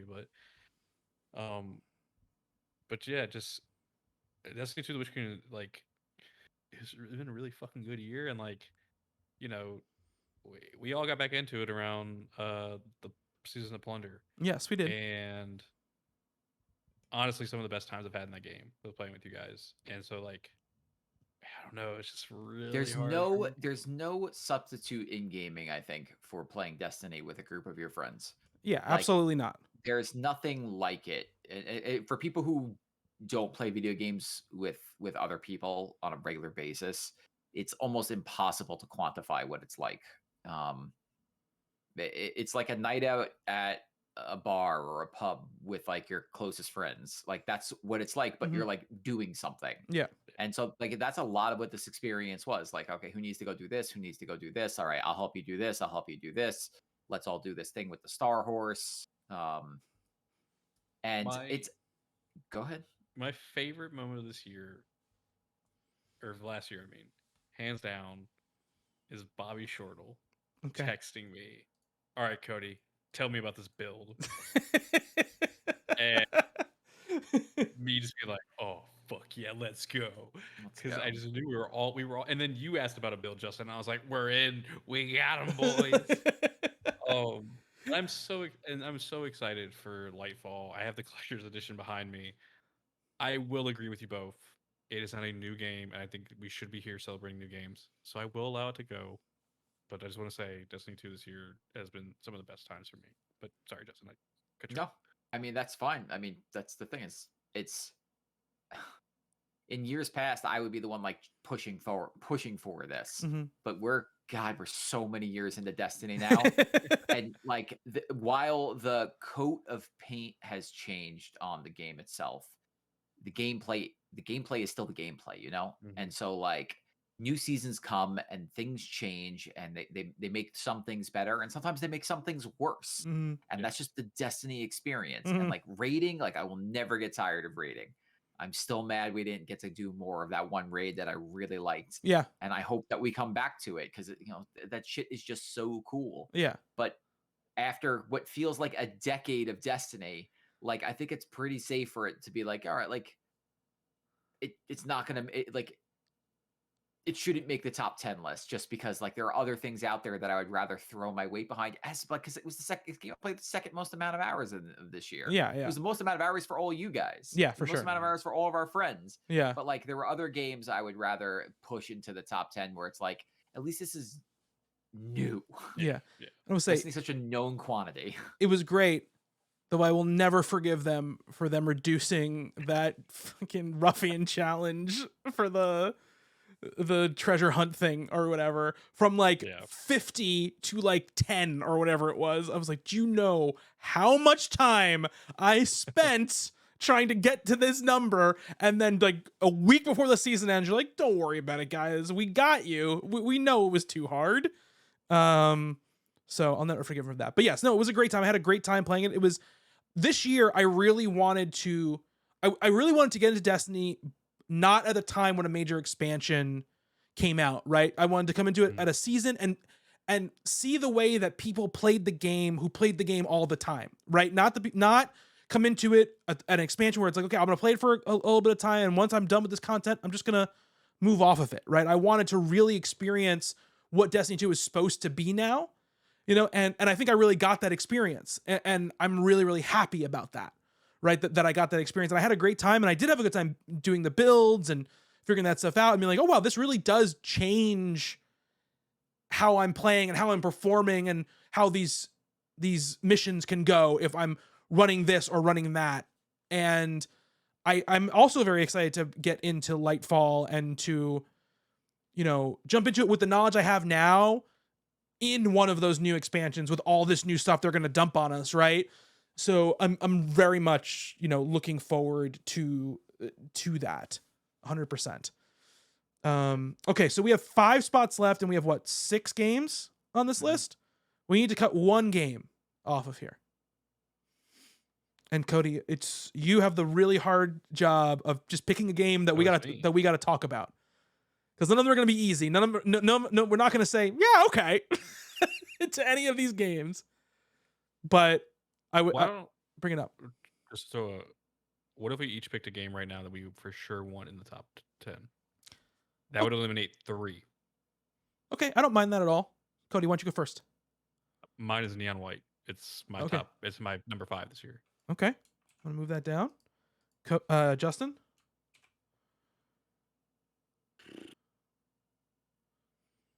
We can also not do this if you think. No. I'm just really struggling between the 2 games I would want to pick. Okay.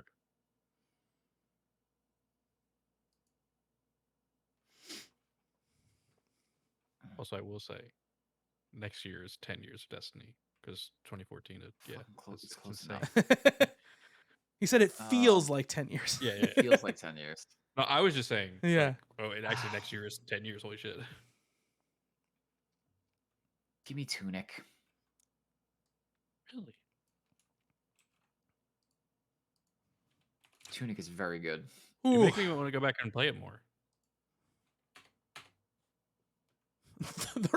They're all games that I've played and really liked. I'm trying to figure out what is the highest on my list.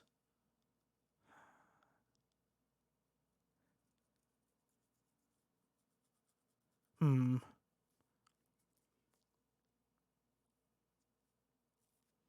gonna say Immortality. Bobby ass video game. It is I have also played a lot of he Immortality. did play a lot of Alright. Immortality, so we can talk about. We're going through the rankings for fairly recent. Soon we'll talk about it. But so we have we've got three games and 2 slots.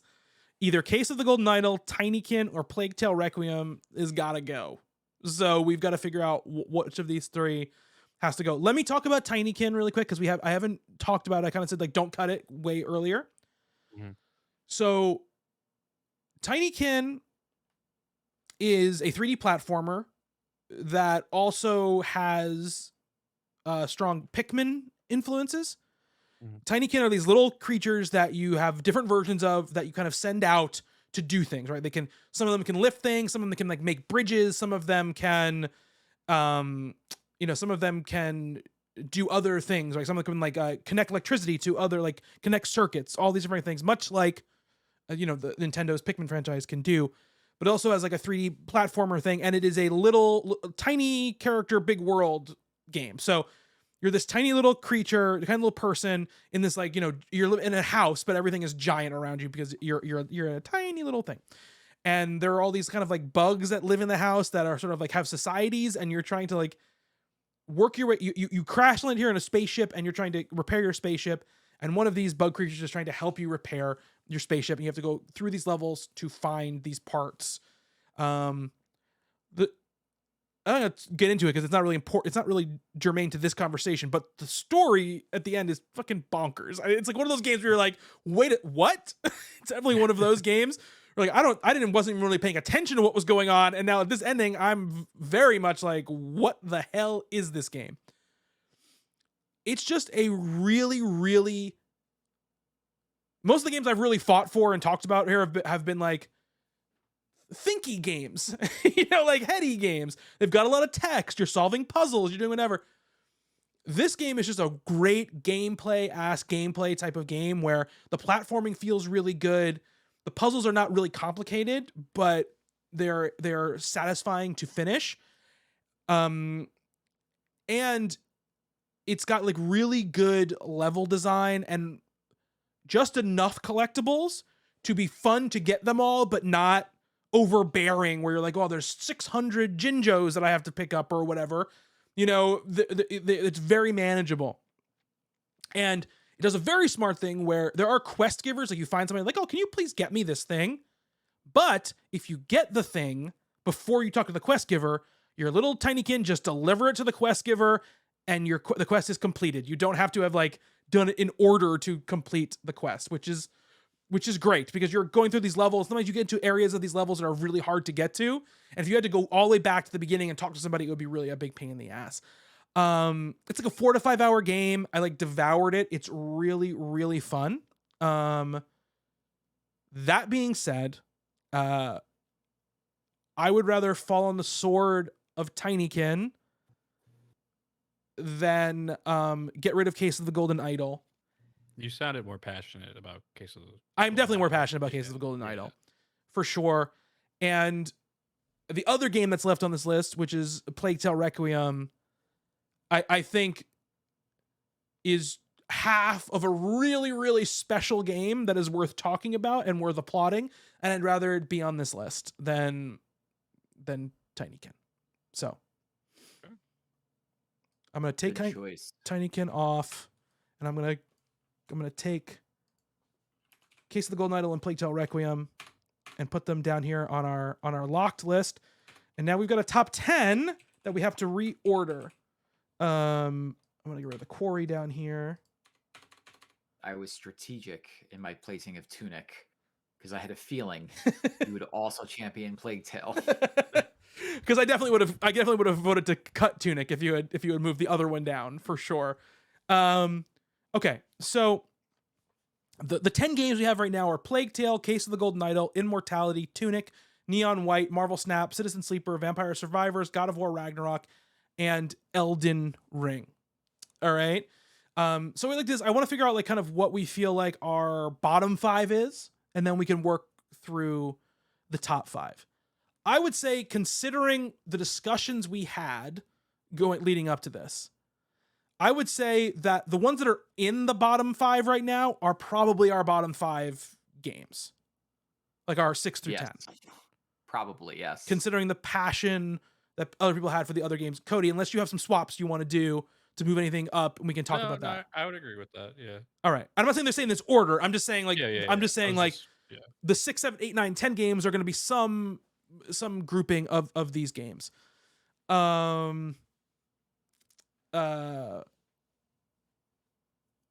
Justin, as the other person who's played Plague Tale on this call, we should talk about it first. We haven't talked about it at all. We talked about it at all. I've been waiting. On this call.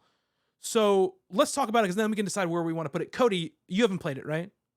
No, and I really want to. I really want to play the first one as well, and I wanted to know like how much of the first one do I need to play? Okay, get so I anything played out of both. this I one? played both of these games Okay, this cool. year. Back to back, you basically played them. Yeah. Okay. I played like another game in between Yeah. them, and then went for it. Okay. Bobby didn't. He listened to. I watched a or YouTube watched video a YouTube of video the about story. first game, and I think that that's actually the right way to do it. I think the Okay. first game, this game builds on what the first game does. So the main gist of A Plague Tale Requiem is rats. Yeah. Like you Lots absolutely and cannot lots of play rats. you absolutely cannot play Plague Tale Requiem without at least knowing the story of Plague Knowing Tale what's going on in the Innocence. first game. Because they're very Um, dependent on each other. Yes. So you need to know who these characters are and what's going on with this game. I'm gonna try not to be very spoilery, which I think I could do, but Yeah. The world is being overtaken by just this like unbelievable plague of rats who will just eat everything. Mhm. People like they will just like it's like a locust swarm. Yeah. And they will come and they will destroy everything in their path. You know, in the first game they explain where the rats are coming from, and this game builds upon that. Yeah. So once you know the players and what's going on, you're continuing the story of this family, this little boy, his older sister, and the cast of characters that they have around them. Amicia and what is the boy's name? I don't know why it's escaping me. I'll keep talking about it while you get I'm it up. looking it up, yeah. Amicia is an absolutely fantastic character who has peaks and valleys. You know, like the trauma that she endures in the first game really shows its face in the second game. Hugo is Hugo, yes. the younger brother's name. This is a hard game to like really pin down. And the reason that I really decided to play it was because it was on the Game of the Year list for the Game Awards. And I had just heard so many good things about the first game. It is a gut-wrenching video game. I Mhm. will say that. Yeah. So is the first game, but this game really takes it to the next level. It is like Last of Us levels of just like, man, these are just bad times. Yeah. You know, like This family's having a real hard time. no, Like they're having a rough go of Yeah. it right now. and they're both and they're all so nice and they have such yeah. a tough time. The gameplay is really taken from a bygone era of Yeah, gameplay. That's the tough part about it. That is if you were able to insert a different type of gameplay into this game, you were talking about probably one of the best games of the generation and maybe the runaway winner for maybe Game of the Year. Yeah. Like an actual contender for Game of the Year this year. If this had like Last of Us 2 gameplay, even though we all know how I feel about Last of Us, but the Last of Us 2 gameplay Okay. in this story and in this world, the game would be like Justin said, like it would be top 3, maybe top 2 game. That's how good the story is and the characters are in this game. And the thing is, it's a stealth game. Yeah. There is combat. It's not great. Like when I say combat, like it's not like you could punch anybody. It's like you could, if somebody sees you, you might have the chance to stab them with a quick time event and then run away. Mm-hmm. But she has a sling that's her main weapon. Is she has Yeah. a sling. But it is meant to be a stealth game. And oh god, though the voice acting in this game is really good. Yeah. Like really, really good. The characters are believable. There's a lot of world building in there, and we haven't talked about it yet. It is probably the best looking game of the year. God, it looks so good. It looks so good, and it's crazy because it's their own. It's his team Asobo's like own engine. It's crazy. But there were times where Bobby and I have not done this thing where we send screenshots to each other Yeah. of like, look at this. No, seriously, look at this. Yeah. It's but the thing about the game is like it's just got like a 2010 era stealth. Yeah. And that is the only thing weighing this thing down from actually soaring. Yeah. With that, though, even with that said, it is still a very good game. The story, the characters, the music, and just the actual like video game, like the graphics of the video game, just to boil it down to like, nuts and bolts, carry the lackluster gameplay forward Yeah, in a definitely. huge Yeah. way. And the game ends in a way where it's just like, are they going to make a third one? Because I really hope they make a third one. Yeah. Because that would be really great to see what they can do next. Yeah. So yeah, I don't know where it's going to slot on this list. It's not getting into the top 5. I think it's better than where it's currently sitting right now. I'd Mhm. like to see it move up, but that's really going to be a case of, where everything else is. Yeah. I would probably put it above Tunic. Okay. All right. Yeah, I agree with everything Justin said. I think if the stealth was just more flexible, because it has times where if you get caught, it's over. Like, it's game over. You have to restart from the checkpoint. And I just feel like in 2022, 2023, that's just like not acceptable anymore especially for a game that is so, and I talk about this all the time, the game's main focus is the story and the characters. And restarting checkpoints, all it does is take you out of the flow of that thing. And it isn't like the stealth gameplay builds like Amicia's character, right? It's not like, oh, I'm learning things about her character because of the stealth. There are times in the combat where you do get character stuff in the combat, and that is very good. Like, there's a point where she kind of like goes like crazy, like not crazy, but she like loses it. And she's like, that's like, I'm just going to kill all these motherfuckers. Like, they're not going to mess with me or my family anymore. It's pretty early on in the game when this happens. But, and there's times in the game when she kills somebody, her companion character, it's not always her brother. They're like, what are you doing? Like, you shouldn't be like, who are you? Basically, like, you shouldn't be doing this. The game also does, it also, I think, speaks to trauma. It very much so, yes.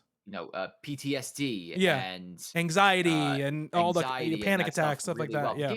The game is very good. Yeah, the game is very, very good. And I could not say enough. Justin mentioned I gotta look up her name because I want to say her name, but the person who voices Amicia is so good, and that character is so good. It is like crazy how good she is. And you feel for her every moment of that, a moment of that. It might be the best voice acting I've heard in a game ever. It's really, like, it's up there. She carries like fear into anger like in a snap, and it is all believable. Yeah. Robin Wolf is the actress's name. There is this moment, and I won't get into specifics about it because it's a little bit of a spoiler, so I'm not going to specific, but there's a moment where she's rather incapacitated. Like, she is very hurt, and you're starting having to like basically crawl because your brother is in danger, and the only thing she cares about is protecting her brother, right? And it is gut-wrenching to see her try to basically like crawl her way to where she's going, because you kind of know she's too late in some ways. You're very, very suspicious. Your suspicious that she's too late. It's just really good. It's just really, really good. And even the side characters they bring in like a couple side characters who are really, really good, who you don't expect to be like fully fleshed out characters. It's great. It's really, really great. So I'm gonna move it above Tunic for right now, and then we're not done reordering this stuff yet, but I'm gonna move it above Tunic right now. I'm fine with Case of the Golden Idol being a 10 because it's like a passion game for me. No one else has played it. I'm fine with it being there. I obviously would move Immortality above Tunic. I don't think Justin obviously is not going to be on board with me doing that. Okay, so the thing about Immortality is I like that game for what it's trying to do. I don't think it's always fully successful in what it's trying to do. There is a level of figuring things out for yourself, like story-wise, not mechanics-wise. Mechanics-wise, it's absolutely fascinating what they do. Yeah. It's an FMV game. Yeah. So it's where you're real ass watching people. Clips. Yeah. Yeah, real ass people. You're watching clips. Yeah. And the amazing thing about it, you're trying to figure out what happened to this actress. Mhm. And there are 3 movies that she was in that never got released. And you're getting clips from these movies. Mhm. And the clips can be about 2 minutes long. At any point in the clip, you can pause it and click on something. And if that something shows up in another clip, it takes you there. And I'm talking about an eyeball. I'm talking about like a gun. Yeah. I am talking about a fucking nipple. Yeah. There's lots of boobies in this game. There are like, I was not expecting that. And I was like, oh, those are boobs. Yeah. I happen to like boobs, not a problem. But I was like, just wondering, what happens if I click on the boob? It just takes you to another boob scene. But it fills out this catalog where you are like trying to figure out what happens, Yeah. right? So that's the pretty straightforward thing about this game. The other part of it is not that straightforward. There is some weird ass shit Yeah, happening there is in some this really game weird shit happening in this game. that Yeah. you have to find out. Yeah. And you do that sometimes by watching clips in reverse. Mm-hmm. Yeah. You could rewind it and you could fast forward, you can rewind, but I would have found it eventually, but Bobby was just like, I'm just going to give you a small little pointer. Yeah. And he gave me a clip and was like, watch this in reverse. Because the game kind of gives you without telling. Yeah, the game Without is telling you. trying to tell you something is weird about this, but it doesn't explicitly tell you. Yeah. And so the thing is like, your controller might be doing something a little bit different. And I Yeah. had noticed that, but I was playing it at like 2:00 in the morning and didn't give it a lot of thought. But if you do that, and then now you start playing around with the clips, some fucking weird ass shit happens in these clips. And then it's like, well, now you've entered the real game. Yes. Yeah. In many ways. Now, I had done a couple of hours of Mhm. this and started unlocking clips and clips and clips and clips. And you start like being like, wow. So like what I did was I clicked on a character and I'm like, I'm going to just keep clicking on this character Mhm. until I see everything that they were possibly in. And so like I started unlocking parts of the mystery. And then it was like, okay, now I'm unlocking more parts of the mystery. And you begin to see like an overarching, like above theme of what's Mm. going on. And at a certain point, I was like, all right, I've done enough of this. Whereas Bobby dove fully into the mystery Oh, and wanted yeah. to figure out. Like I had seen what the game was trying to do and trying to tell me and found a lot of the clips that I was looking for. And I had a feeling I knew where it was going. And then my suspicions were confirmed by just actually looking up the ending. So yeah, and so what's interesting, like, these clips, right? They're from these movies, but it's important to note that like these movies weren't edited together and made, right? So you're seeing like before and after the scenes that are being filmed. So you're getting like dialogue or moments with the actual people in the scenes, not just their characters in the movies that they're in, quote unquote movies that they're in. And then there's also like interviews and table reads that they're doing. Like you see, there's all this Late night footage. shows, Late night like, shows, yeah. interviews and They shot an insane amount of footage. There's 3 movies. Each movie has about 2 to 2.5 hours of footage for that movie, essentially. Plus this other stuff that Justin's talking about, which is there's even more than that. I'm not going to spoil about what exactly happens because I don't think this game's going to move or anything like that. But I want to say, I was playing it. I played it one night and I was like, okay, Sam Barlow, he made Telling Lies his last game and he made Her Story before that. Both similar games. They're both FMV games. Those are text-based, but you're basically the same thing. You're going like, okay, she talked about the park. Let me search the word park and like clips will come up where this person says the word park and I'm trying to put together this mystery, right? This, like Justin said, is different. You're clicking on visual stuff, which is a really interesting mechanic. I'm going through it and I'm like, okay, I'm trying to figure out, I'm taking the game for what it's letting me do. I got to figure out what happened to this actress. Why did she have these 3 movies? Why they never come out? What happened to her? There's a clip, like a late night clip you see early on with a director of her movies that they kind of mention something that happens that kind of gives you a thread what you can follow. So I'm kind of following threads. I'm bouncing back and forth. And then like this thing that happened with just like my controller starts doing something weird and this weird sound happens. And I'm like, there's something going on. And then I clicked on a microphone and it took me a microphone in another movie. And basically when you back out of the clips, you have like a wall of clips you can look at that all have like, the scene number and the date that they were filmed. And I backed out of this clip that I found the microphone because the clip seemed very different from the other clips I was watching. And I saw like some of the information it was giving me, and I was like, it just did not line up with like logical thinking, and I was like, something is really going on here. I'm trying to talk around it. Mhm. How I'm thinking about it, and I'm sitting there, and I'm starting to have that feeling, you know, when you're like that character in like a found footage movie who's like looking at the footage and see something really scary and is like, holy shit, I should not be looking at this. I like had that feeling playing the game, right? Where I was like, I'm just gonna try to do this. And that's what I did think. I rewound on this moment. And this thing happened, and I was like, and part of my brain, even though I know this is the game, obviously I'm playing the game, this is meant to be in the game, I'm so immersed in the situation, I'm like, am I supposed to be seeing this? Am I cursing myself by like seeing this thing?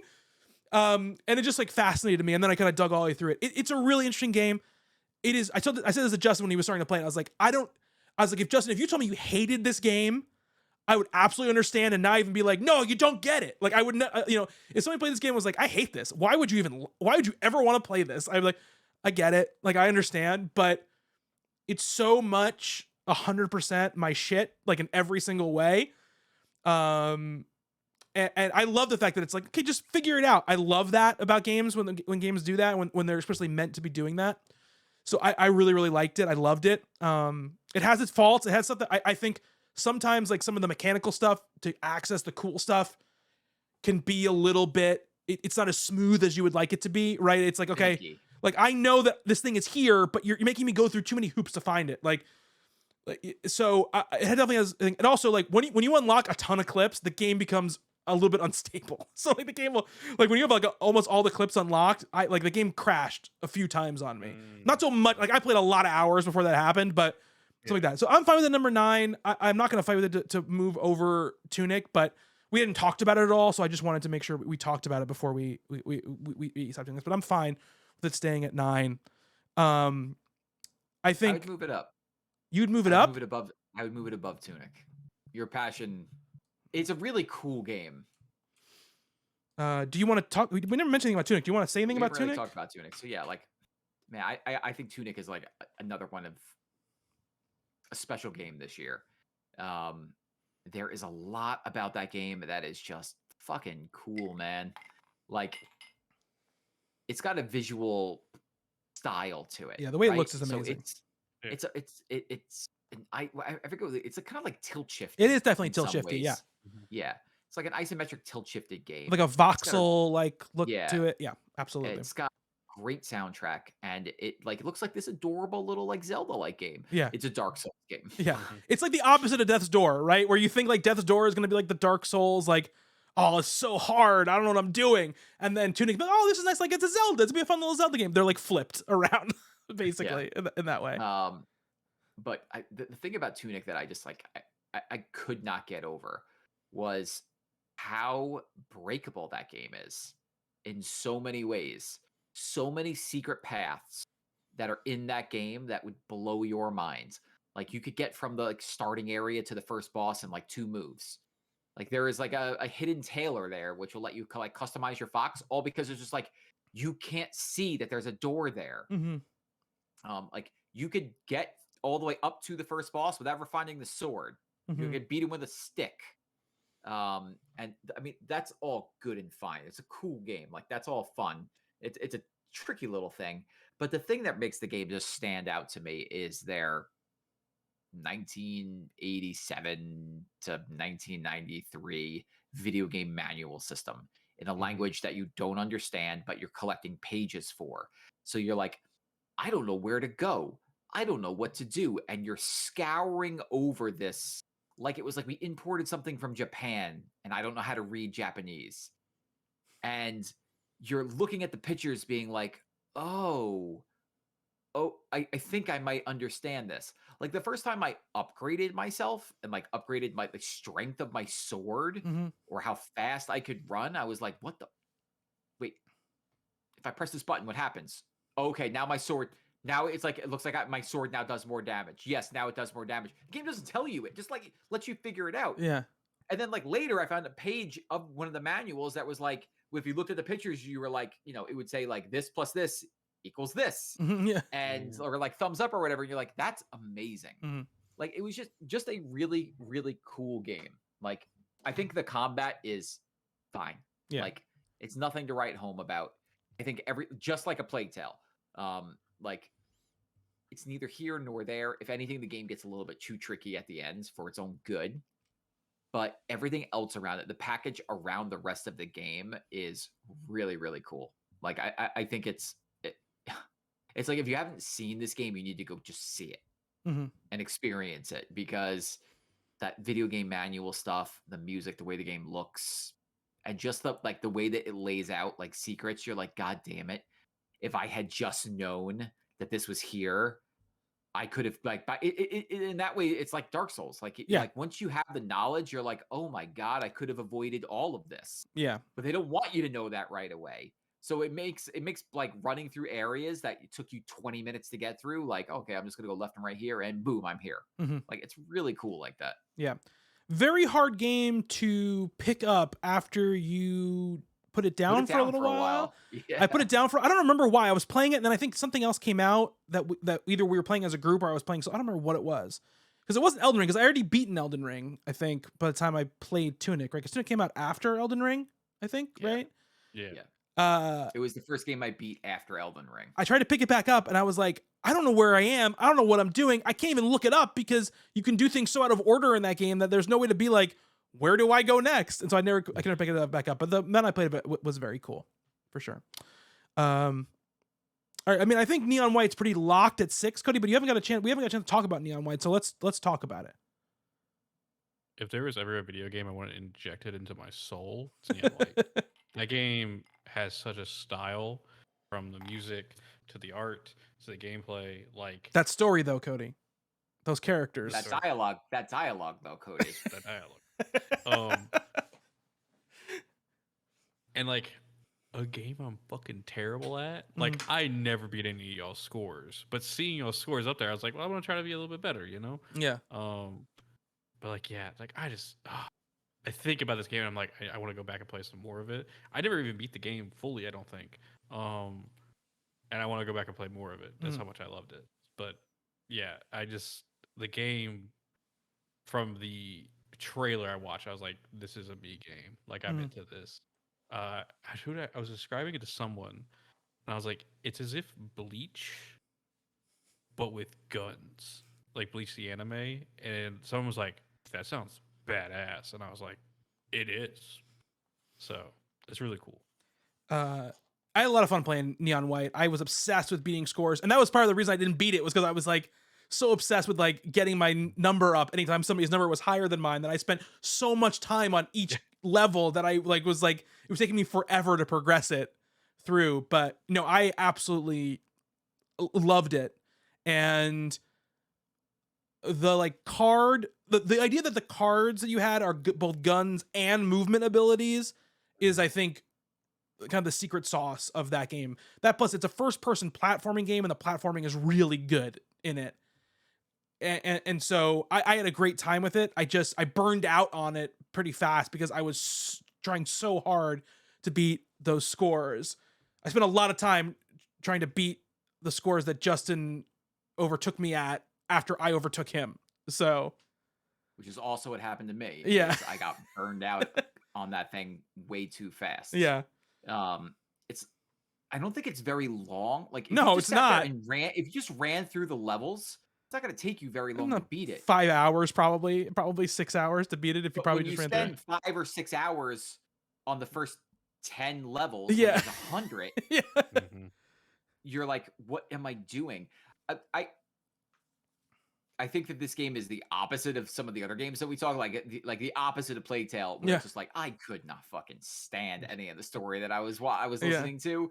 Like, I did not enjoy any of that at all, and I was fast forwarding through it as much as humanly possible. However, the gameplay is very good and definitely unique, and that's what should be celebrated about this game, is like the fact that they're doing those things that you talked about, Bobby, the cards being movement and guns, and like trying to puzzle your way through this. Like, it's a speed running game. That's what it is. It's built to speed run, and they didn't, like, maybe they didn't show that at all in the trailers, No, they Like, I'm talked just about it in like, the oh, like, trailers. That was like one of the things they said. It was like a speed running card battling. I don't think I realized how big of an aspect that was going to be. Yeah, Like, is just how much it would take over Twitch for the time that it did, yeah, and um, really make you feel like I can't move on unless I'm the yeah, number one person on this leaderboard or I've collected everything in the level. Like I just did so much of that I eventually got tired of it. I will eventually go back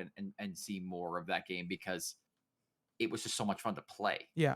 Yeah. If our buddy Mark had played it and gotten really into the score thing, I think I would have played it more because Agree. Mark gets obsessive about that kind of stuff.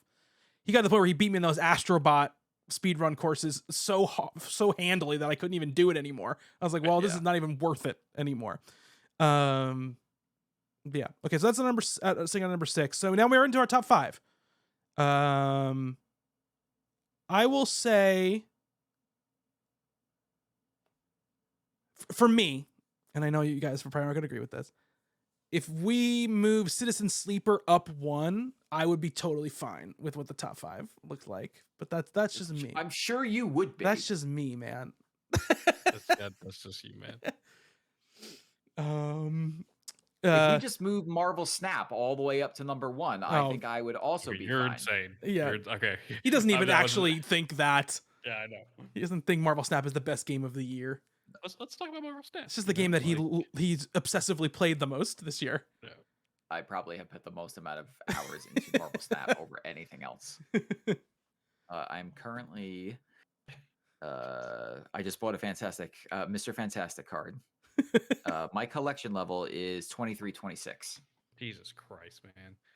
I just Last week we were playing Apex last week, and Justin's son came into the room while we were playing and was just like, the two of them were just talking about Marvel Snap while we were playing Apex constantly. Yeah. So I got Jorah into this game, Yeah. and he is so much better than I thought he would be. Like the new season just started 2 days ago. So season runs for a month. And so he dropped down to level 10. Mhm. He was level 48 today. Damn. And I'm like, when I left for work this morning, you were at 30. And he's like, yeah, I just snap a lot. And, I have this Patriot deck that's like unstoppable right now. And I'm like, fuck, I don't even have Patriot yet. That's the thing about Marvel Snap. Like, I am not a phone game person. I have messed around with phone games before. I didn't put a game on a list, but there's a game called Point Epi, which was for the Downwell creator. Yeah. That I played earlier this year, and it was like fine. Like I was like, I enjoyed it, but it was like, I play it like every, now and again or whatever. I cannot stop playing Marvel Snap, and I think a lot of that has to do with the fact that I'm just such a mark for Marvel stuff. Yeah. But also, I find the gameplay rather compelling. And that was a point of contention with our little group when we were talking about this game. So it's a card-based game. You're both going at the same time. Mhm. Matches take a maximum of 3 minutes. And there are 3 locations that you have to win. Excuse me. There are 3 locations you need to win 2 of the 3 in 6 hands. You could build decks. You start with let's say 20 cards. And my collection now is I don't know, I must have 100 cards. You can make a deck of 12. And the decks all the cards have synergy with each other. Yeah. So some of them are you want to build a destroy deck where it's about destroying a card, and then you can maybe play a card that has an insane amount of power at the end, or you discard them out of your hands, or when they flip over, they're going to have an ability, or if you flip the card over, it's going to have an ability that just lasts for the rest of the rounds. And all the cards have different abilities built around those core tenets. And what's interesting, you're like, okay, well, that seems all right, well, there's eventually going to be a deck that's just so much better than everything else. The meta will eventually revolve around one type of card, and that'll just be it. And if you don't have those cards, you're out of luck. So you get cards by playing more. And then as you play more, and upgrade the cards that you currently have, and that's just visual.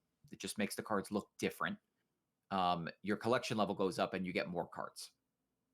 So what's interesting about it is the locations themselves all have different modifiers on them, and they're based around locations in the Marvel universe.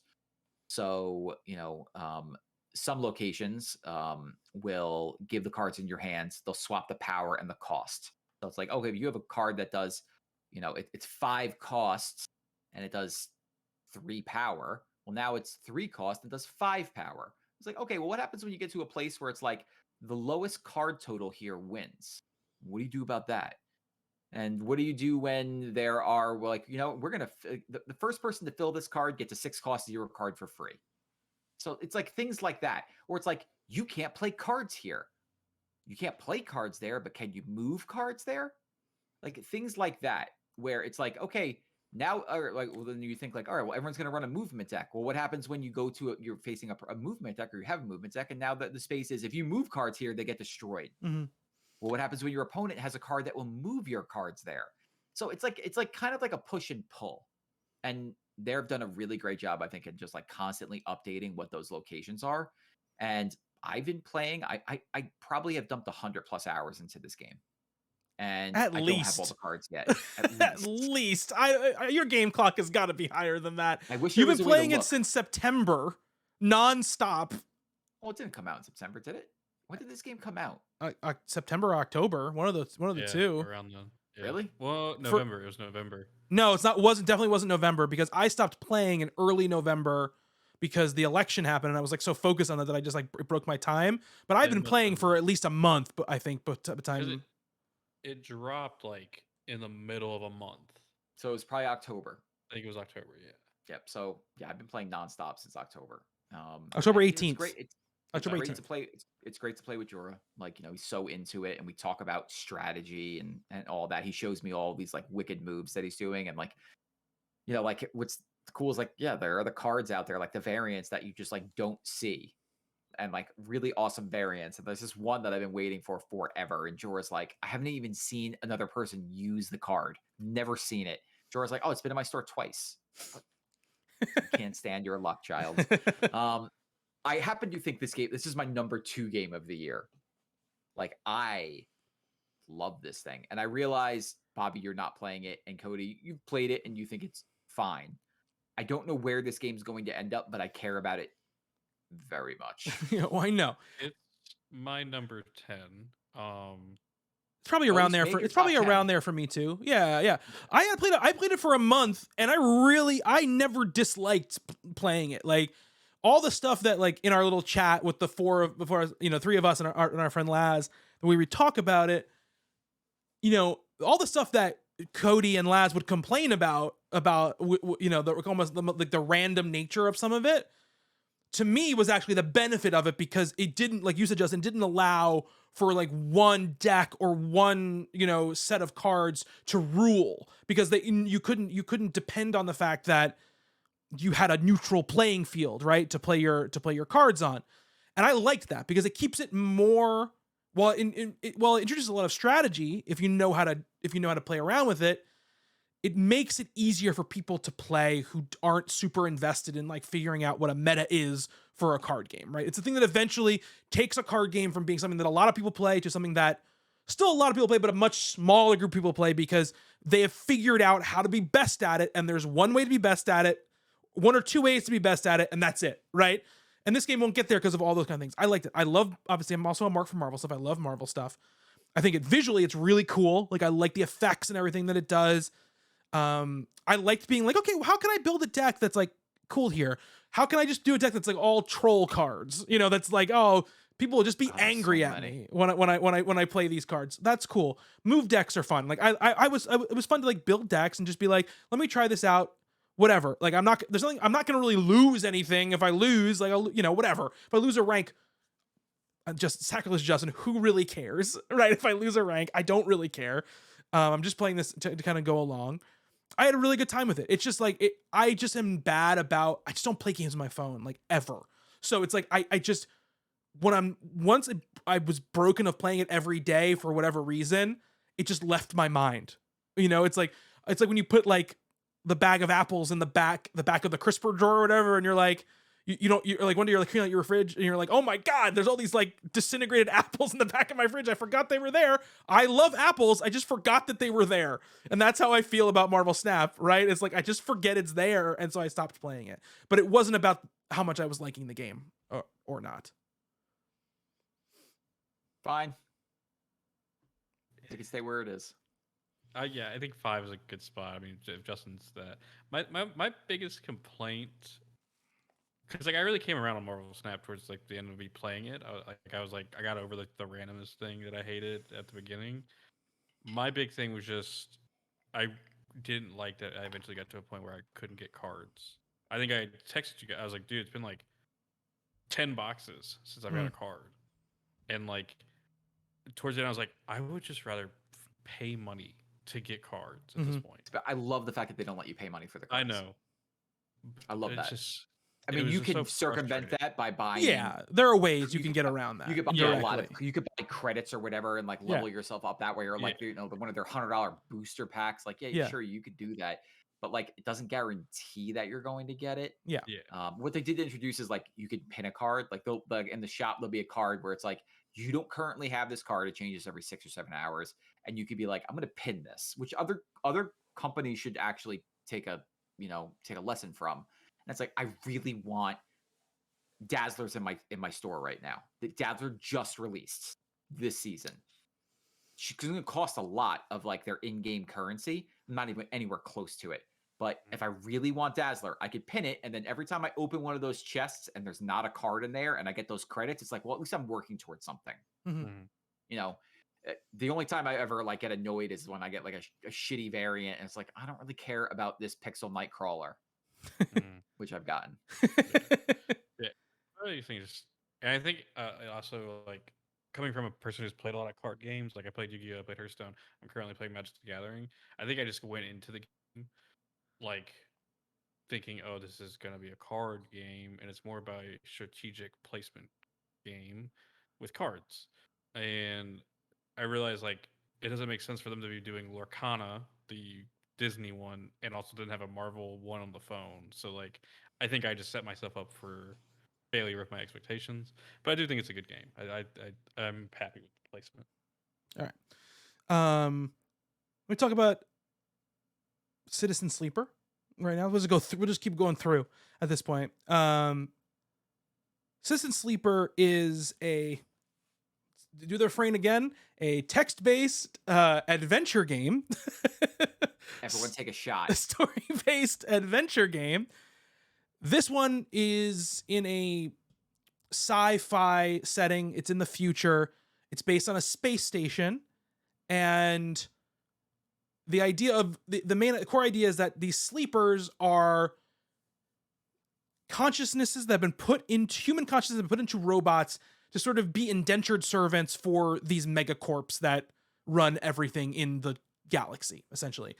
And your sleeper has run away, right? They want a fresh life. They want to have their own life, so they've run away to the space station, and they're trying to figure out how to survive and how to maybe make a life in this place that they have landed in. It's very much text-based. There's a lot of conversations, a lot of you pick dialogue choices. The main gameplay mechanic, which I think is sort of the secret sauce of the game that I think makes it more engaging than a lot of games like this, is that there's a very simple dice-based mechanic in the game where every day you wake up, it's a cycle-based game.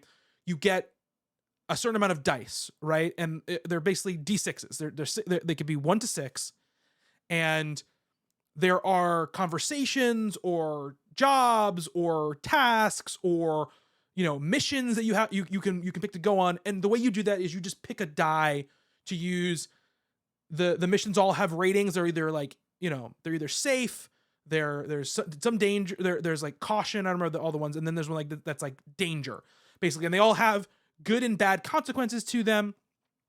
And essentially, like, you kind of want to use like your 5 and 6s on the really hard ones, your like 3, 4s and 5s on the middle range ones, and your lower range ones on the safe ones, because there's not a lot of bad penalty for doing that. Sometimes there's not really even really a bad penalty. They're just like hey, you get 15 credits if you get the good outcome, and you get 5 credits if you get the bad outcome, essentially, or whatever, you know? But the real thing about the game is that, and I don't say this lightly, right? I think Citizen Sleeper has the best writing I've ever seen in a video game. Flat out, bar none. AAA story games, little indie games. I think it has the best writing of any game I have ever played. And it truly has, for a game that is so abstracted for what you're looking at when you're playing it, some of the most engaging and immersive stories I've ever played in a game. There are times where I really felt the pain and the frustration of the main character you're playing as, but also there are these side characters that you meet that all have stories, they all have interior lives, they all have like shades of gray, none of them are all bad or all good, and across the board, it's just like it's the kind of like serious sci-fi that I just like lap up in general, mostly in other mediums and books and movies. And in this game, it just hit for me in just about every level. There's like I think the first hour or so of the game, I was like, I don't really know what I'm like. I felt like out of sorts, like I don't know what I'm doing. And then once I kind of hit a rhythm with the game, it was like it was all I wanted to do and all I wanted to play and all I wanted to think about. There is this set of characters, and Justin had a different experience with these set of characters than I had in the game. It's like it's a dad and a daughter, I think, and they want to get off the space station, and the dad is trying to work at this crew, but he's got this kid, and he can't just go work right when he's got this kid, and he asks you, hey, like, you know, you kind of help him out with one thing. He's like, hey, can you watch my kid every once in a while so I can go work? I might be able to get on this crew if I can work, and I can get off of this place. We can get off this together, and we can start a new life. Some of the tasks you have to do in this game are timed. Like you have a certain amount of cycles that you have to achieve them in, or they just fail out. You can't do them. And I was busy with other stuff. I was worried about this like bounty hunter who from this corporation who was trying to find me. I was worried about like, you know, trying to get money so I could pay off this debt. And I just let the time go, and I finished the ship. I was working on the ship as well, and the ship got fixed, and it was like, well, these people can't get on the ship now. And I felt fucking terrible because they come up to you and they see you and they're like, oh, hey, like, I guess they picked the crew, huh? Like, I guess I'm not getting on it. And I was like, oh God, I forgot. I was like, I forgot about you. I forgot to go and babysit your kid. I'm so sorry. And then I'll just say spoilers here because this moment happens later in the game, but much later in the game. You get another opportunity. So basically you get screwed out of getting on that ship, right? They're like, well, we can only take these certain people, and like the kind of space station riots, and like people get screwed out of being on the ship.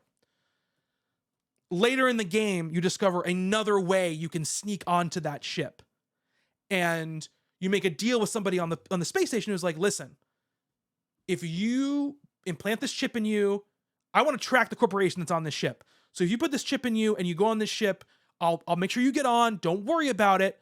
I'll make sure you get on, and like it'll be fine. Like, don't worry about it. You'll go make your life. You don't really do anything. You just have to be there, you know? And I'm like, okay, yeah. So I'm trying to say, like, do I want to stay here? Because I've made all these friends and I have all these stuff I need to do this picture, but I'm like, I should get off because I'm always in danger when I'm here. And I get this scene where I'm about to get on the ship. I'm like, okay, I'm going to get on the ship. And right before you get on the ship, this parent and child show up to watch the ship leave. And they see you. And you have the opportunity to go to get them on the ship instead of you.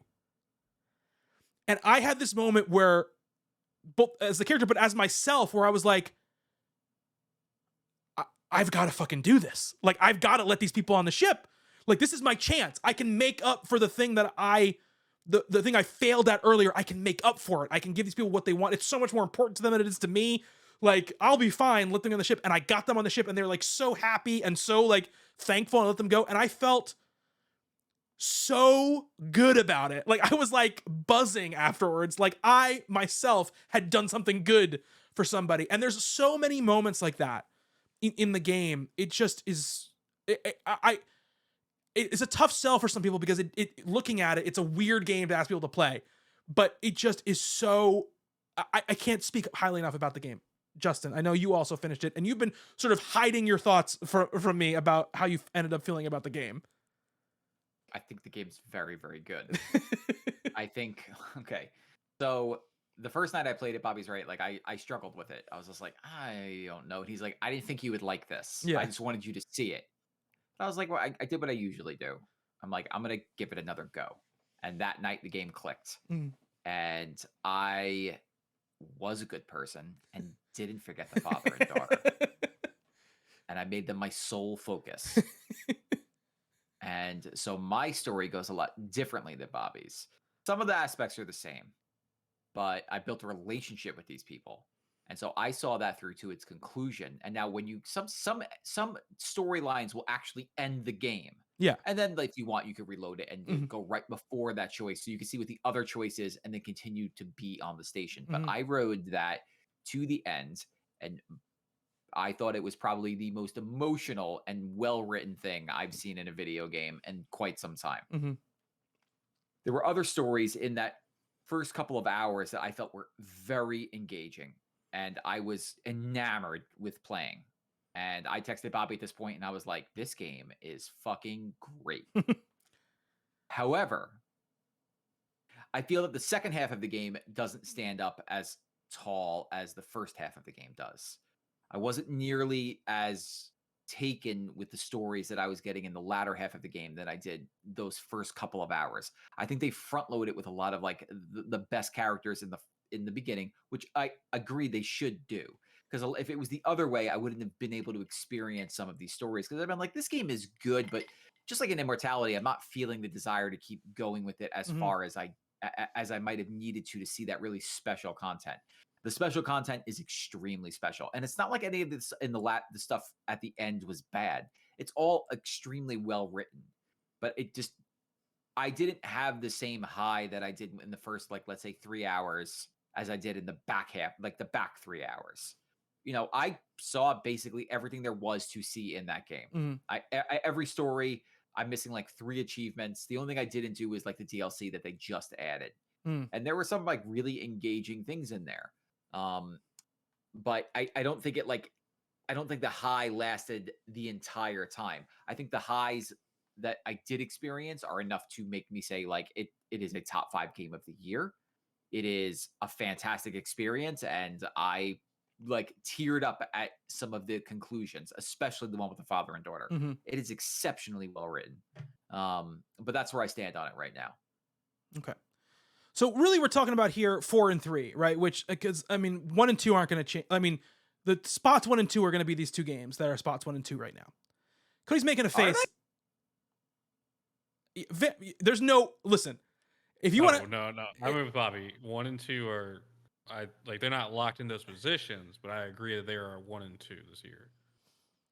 Look, I have my like if I had my druther, Citizen Sleeper would be the number 2 game of the year right now. So this is not me saying like, here's my personal opinion what number 2 game of the year is, or number 1 and 2 game of the year is. But I'm saying like, I don't think, Justin, you have the support for Vampire Survivors to move up into the top 2.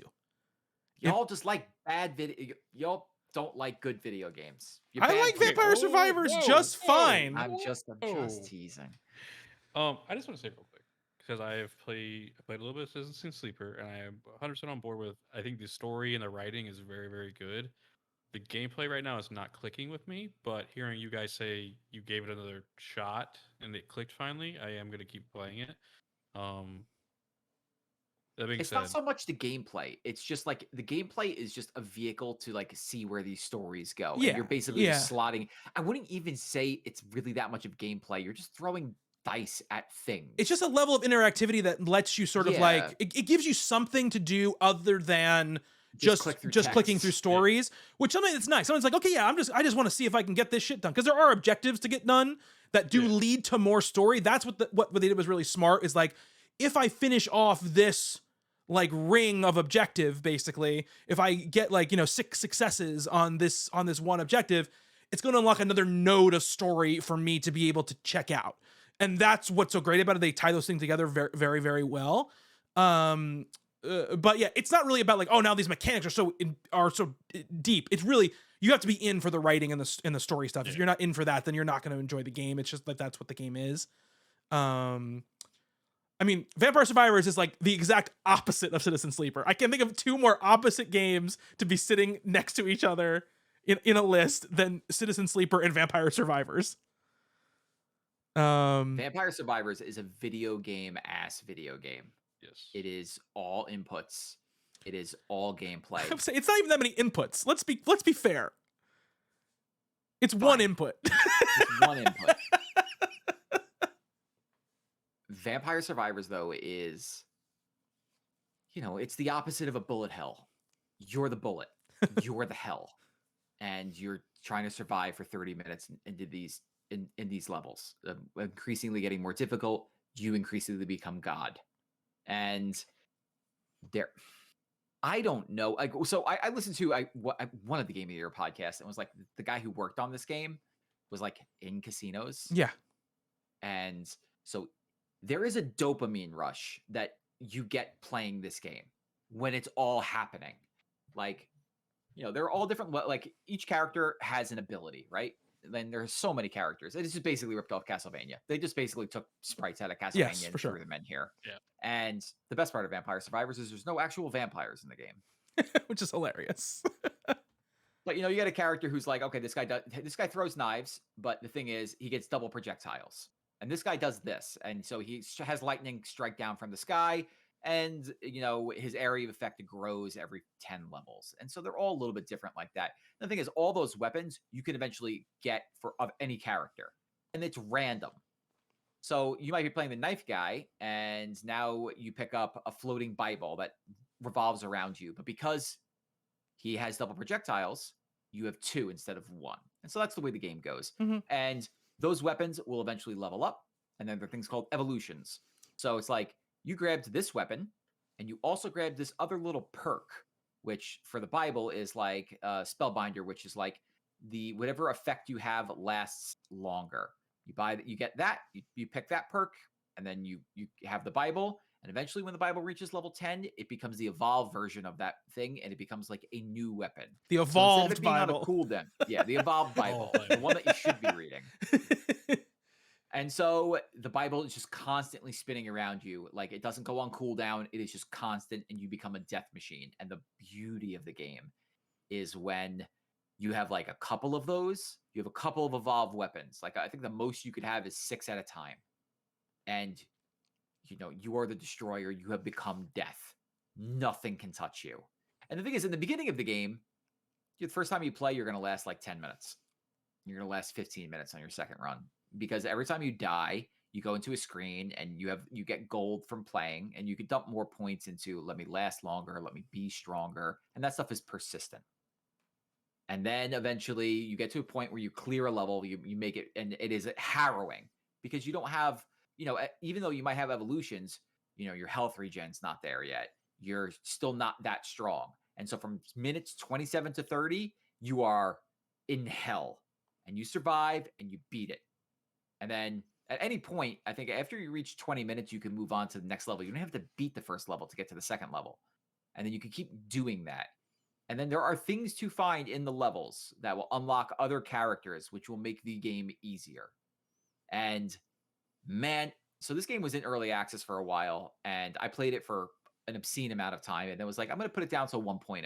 And then I picked it back up when it came to Game Pass after I hit 1.0, and I just started over. I didn't care. I just started over. I lost like 20 hours worth of progress. Who cares? The game's so much fun to play. And so I started all over again, and now I'm much further than I was before, and the game gets really meta at some point. Like, it starts doing some weird things if you start following some rabbit holes down. Yeah. And it is... I'm trying to think. It's what if Hades was the first ever roguelike? It's like, well, you're starting at the top. There's nowhere else to go. And that's what this game is for, like, I forget what they would call this genre. It's just like, what did Jeff Kurtzman? It was like it was like ass, but I can't remember what the actual abbreviation stands for. But like it's this thing where the game just shoots for you and you're just moving around. Like a bunch of clones came out afterwards, and some of them are fine, but they're not this. And so that's why this game is so special. It's like this game came out and it is the top of the mountain. I'm watching Bobby's face. I don't get it. I just don't get it. I played for 10 hours, maybe more. It just never clicked with me. It just, You're one of the few. I know that, and I'm not saying that like my opinion means it shouldn't be where it is on this list, obviously, because I haven't said anything about pushing it down or anything. But I just don't get it. I find, and look, I know that when it gets later on, these things change, right? I'm gonna say it with a caveat. But I find the beginning of every run excruciatingly boring. Like, just like the first 5 minutes of any run feels like I'm on an exercise bike staring into a blank wall. Like, that's what it feels like to me. Like, I just like, because there's no interactivity, because you're just moving a stick around. Like, I'm just like, okay, like I'm just waiting till I get a couple things and then it'll be a little bit more fun. But it won't really get fun until I'm 15 minutes into this run. You know, and it just, I never got to the point where it's like, I'm starting a run and I'm having fun. Like, it always felt like a slog to me. And I just never clicked with me. It just never did. I didn't find the treadmill fun or interesting. I found like the outside of game upgrades to be really expensive and like not rewarding in an immediate sense to me. And I just never felt, for me, the loop never became engaging in any sort of major sense. Like, I had a couple runs where I was like, oh, this is cool. There's like a billion people on screen and I'm killing a lot of them at one time. This is fun. And I think in that 10 hours I played, I think I only got 30 minutes into a level once, maybe.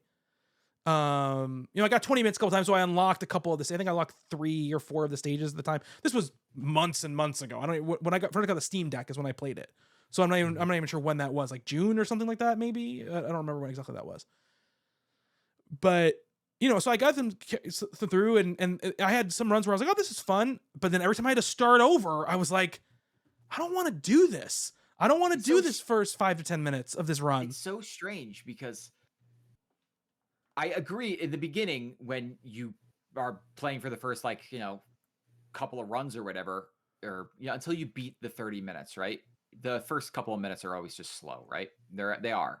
But the longer you last, the more gold you get. And those upgrades, that path seems like, man, it's going to take forever. But I never play any level on anything but hyper. And you did unlock hyper mode. The first time around, yeah, I did. Yeah. Yeah. So once you start playing on hyper mode, it's kind of like if I were to equate, like, let's say an Elden Ring. Like, man, the longer you play or the more you level up, those upgrades seem like they take forever to get to. And it's like, well, yeah, but like if it costs 100,000 souls to level up, like that seems daunting. But like at a certain point, you're like, I just lost 100,000. Who cares? Once you started playing on like hyper mode and you're going back into those levels, you're getting 50,000 gold in a run. Yeah. I never had that experience. So the thing is, like, you only beat 30 minutes. You only beat 30 minutes once. Yeah. So like, this is not a like, Bobby, you needed to get good at the video game. Yeah. Because I don't want to say that, but like, I find that that wasn't the case for which I get. It wasn't the case for a lot of people, but from my experience was I played for 10 hours and only got one clear, and just never felt like things were progressing the way people were raving about the game around me about, you know. And I was very excited to play it. I wasn't going into it like, we'll see if this game's any good. Like, I was really excited to play it. And it just never clicked for me. I understand. I get that, because that would be like running around Limgrave and being like, I'm level 4 for the last 10 hours. Like, that's not some people play the game. Yes. But I can understand why like you would be frustrating by that. There's like no way around that for me to be like, And you you say, did it wrong and or it's anything like, like that. part of it to me was like, I would love to get good at this game. I don't understand what that fucking means because all I do is walk around in a circle with a stick. There's no way to. It's not like I'm not pushing the buttons at the right time. You know what I mean? So I think like honestly, like it seems like there's not. I think I cleared a run when I started on my Xbox on my third run. yeah, I mean, I played. I just think it's Sorry, Cody. How do you feel about the game? Anything. How do you feel about the game? in a year where Elden Ring, God of War did not come out, this is my game of the year. I just fell in love with this game. When I texted you guys saying it's high on my list, I meant it was high on my list to play. I So understood that. Justin okay. thought you meant it was high on your list Yeah. already. I understood they meant it was high on your list to play. Yeah. I think it just comes down to like finding your play style, like, and I think that happens by keep playing the game until you find a character that clicks with you. And for me, the two characters that really clicked were the one with the rune tracer, the thing that shoots out in a straight line and bounces, Yeah. and then also the nun lady who throws holy water around. Those two are my characters that like I go to when I'm like, okay, I want to get shit done. I think this game is, I mean, it's weird to compare it to, but like it's Hades with one less button input because you're moving and instead of hitting like spacebar to attack or whatever it was in Hades. There are play on several. There keyboard? are several. You're playing. Yeah, we playing Hades on a keyboard. What are you, a psycho? I did that. I did that. You're a That's right. psycho, You Cody. forgot you You did that. guys What's yelled wrong at with me. you? You're a You guys psycho. yelled at me. Also, there's more than just one attack input in Hades. Let's be fair, okay? All right. Don't be slandering Hades. All It's been a while right. since I played Hades. Yeah. And no, I gotta agree with Justin 100%. It's the dopamine hit. It's the. I mean, I know we just talked about like Nobody Saves the World would be my kind of game, but it's like it's getting things to upgrade is my shtick. Like I like upgrading things, and so when I get to see different evolutions, like just the other day, I got the evolution for the axe, which turns it into a scythe, and the scythes just throw out constantly. It was fucking cool. Yeah, there's just a dopamine like, damn, like I'm doing really good. Like I think I've cleared like 5 or 6 30-minute runs, and every time I'm like, can I kill the Reaper guy at the end? Like, is that a thing I can do? Yes. And I don't know. You can? Okay, cool. Yes. I unlock the character who gets like an extra revive, and then I'm getting to the part where you can like start picking something at the beginning of runs, I guess a card or whatever. And I got like 3 revives. I had a Or an revive from the Arcana. character, Arcana. I had 3 revives from that. I had the revive on the character, and I bought the upgrade that gave me a free revive. And so I was like, my fucking goal this run is I'm gonna try to kill the Reaper with all these revives. Didn't do it, but like I felt pretty good about it. I think the Castlevania stuff like just works really well. Like I love the look of this game. The music is amazing, and I just got the ability to pick which track I listen to. And there are 2 songs in that game that I don't listen to video game music outside of video games, except for like Bloodborne maybe. I've listened to those tracks outside of the video game. Like so good. I just think this game comes down to if you like it or not. You have to find a play style that works for you. And it wasn't until I found like those 2 characters, because like I did the knife guy at first, and I hated it because I always couldn't do the knives. The whip guy I hated, I was terrible with, and the magic wand chick was just not for me. And so I feel like you have to find that character that like resonates with a play style for you. Those are all the characters you have at the beginning, though, that you just listed. I know, which yeah.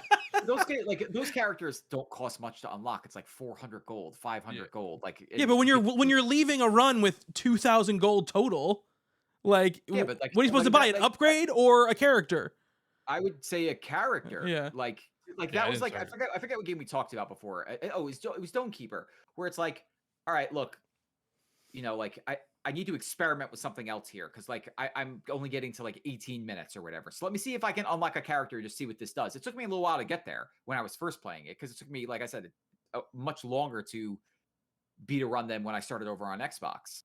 But yeah, like once you start unlocking the characters, that's when stuff really does start to change. You're like, okay, cool. I lasted for like 25 minutes. I've got X amount of gold. Let me pump that all into damage, run this again. And you're like, oh, cool. I just beat it. Now what? And when you're playing, like I said, when you're playing on hyper, like things just like, it's like, yeah, everybody's faster. The game is faster. You're gaining stuff faster. And that's like where that casino stuff comes in. It's just like, oh, this feels great. This is just great. I love this. And like I said, eventually the game gets very weird. Like at a certain point, comes up on screen and just starts clapping for you. And you're like, how you did that is really weird. So yeah, it's fantastic. We still have games to talk. We only have 2 more games to talk about. They're big ass games. I know. Cody's under some sort of weird impression that these 2 games are there's any world where they flip. But maybe I slipped just in the PayPal thing this morning.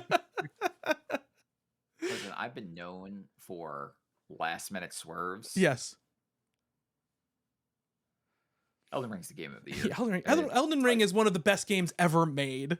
Like bar none. I agree with you. No, I agree with you. 3,000%. I loved God of War Ragnarok. I thought it was a very good game. Me too. This is not about Ragnarok. There are parts of that game that I think surpass the 2018 game, and there are parts of it that I think are not as good. And I don't know if that's the game's fault because God of War 2018 was such a departure from the series. Everything felt so new that you're kind of coming back to the well. There's nothing wrong with it. It's a fantastic well.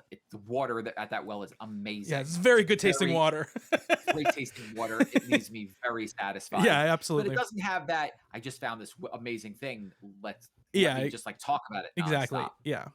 I think where that game really shines is shockingly its story. Mm-hmm. I think the main beats of God of War story are better than they were in the first game. Mm-hmm.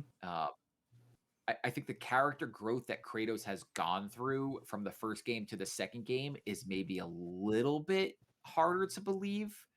Oh, I don't agree with that. I think all the character stuff works so well. No, I think it works so well. I'm not saying it does not work, but the jump from the way he was in the first game to the way he is in the second game, I think you see that jump. It's a jump, right? But I don't think that jump happens off screen. I think you see that a lot in the actual actual Ragnarok, right? Yes. Yeah, I talked about Citizen Sleeper and how great the writing is in Citizen Sleeper, right? I think the writing in God of War Ragnarok is some of the best, if not the best, AAA video game writing out there, right? Yeah. I think it's I think it's up there with like The Last of Us Part 1, right? The first Last of Us game in many ways, It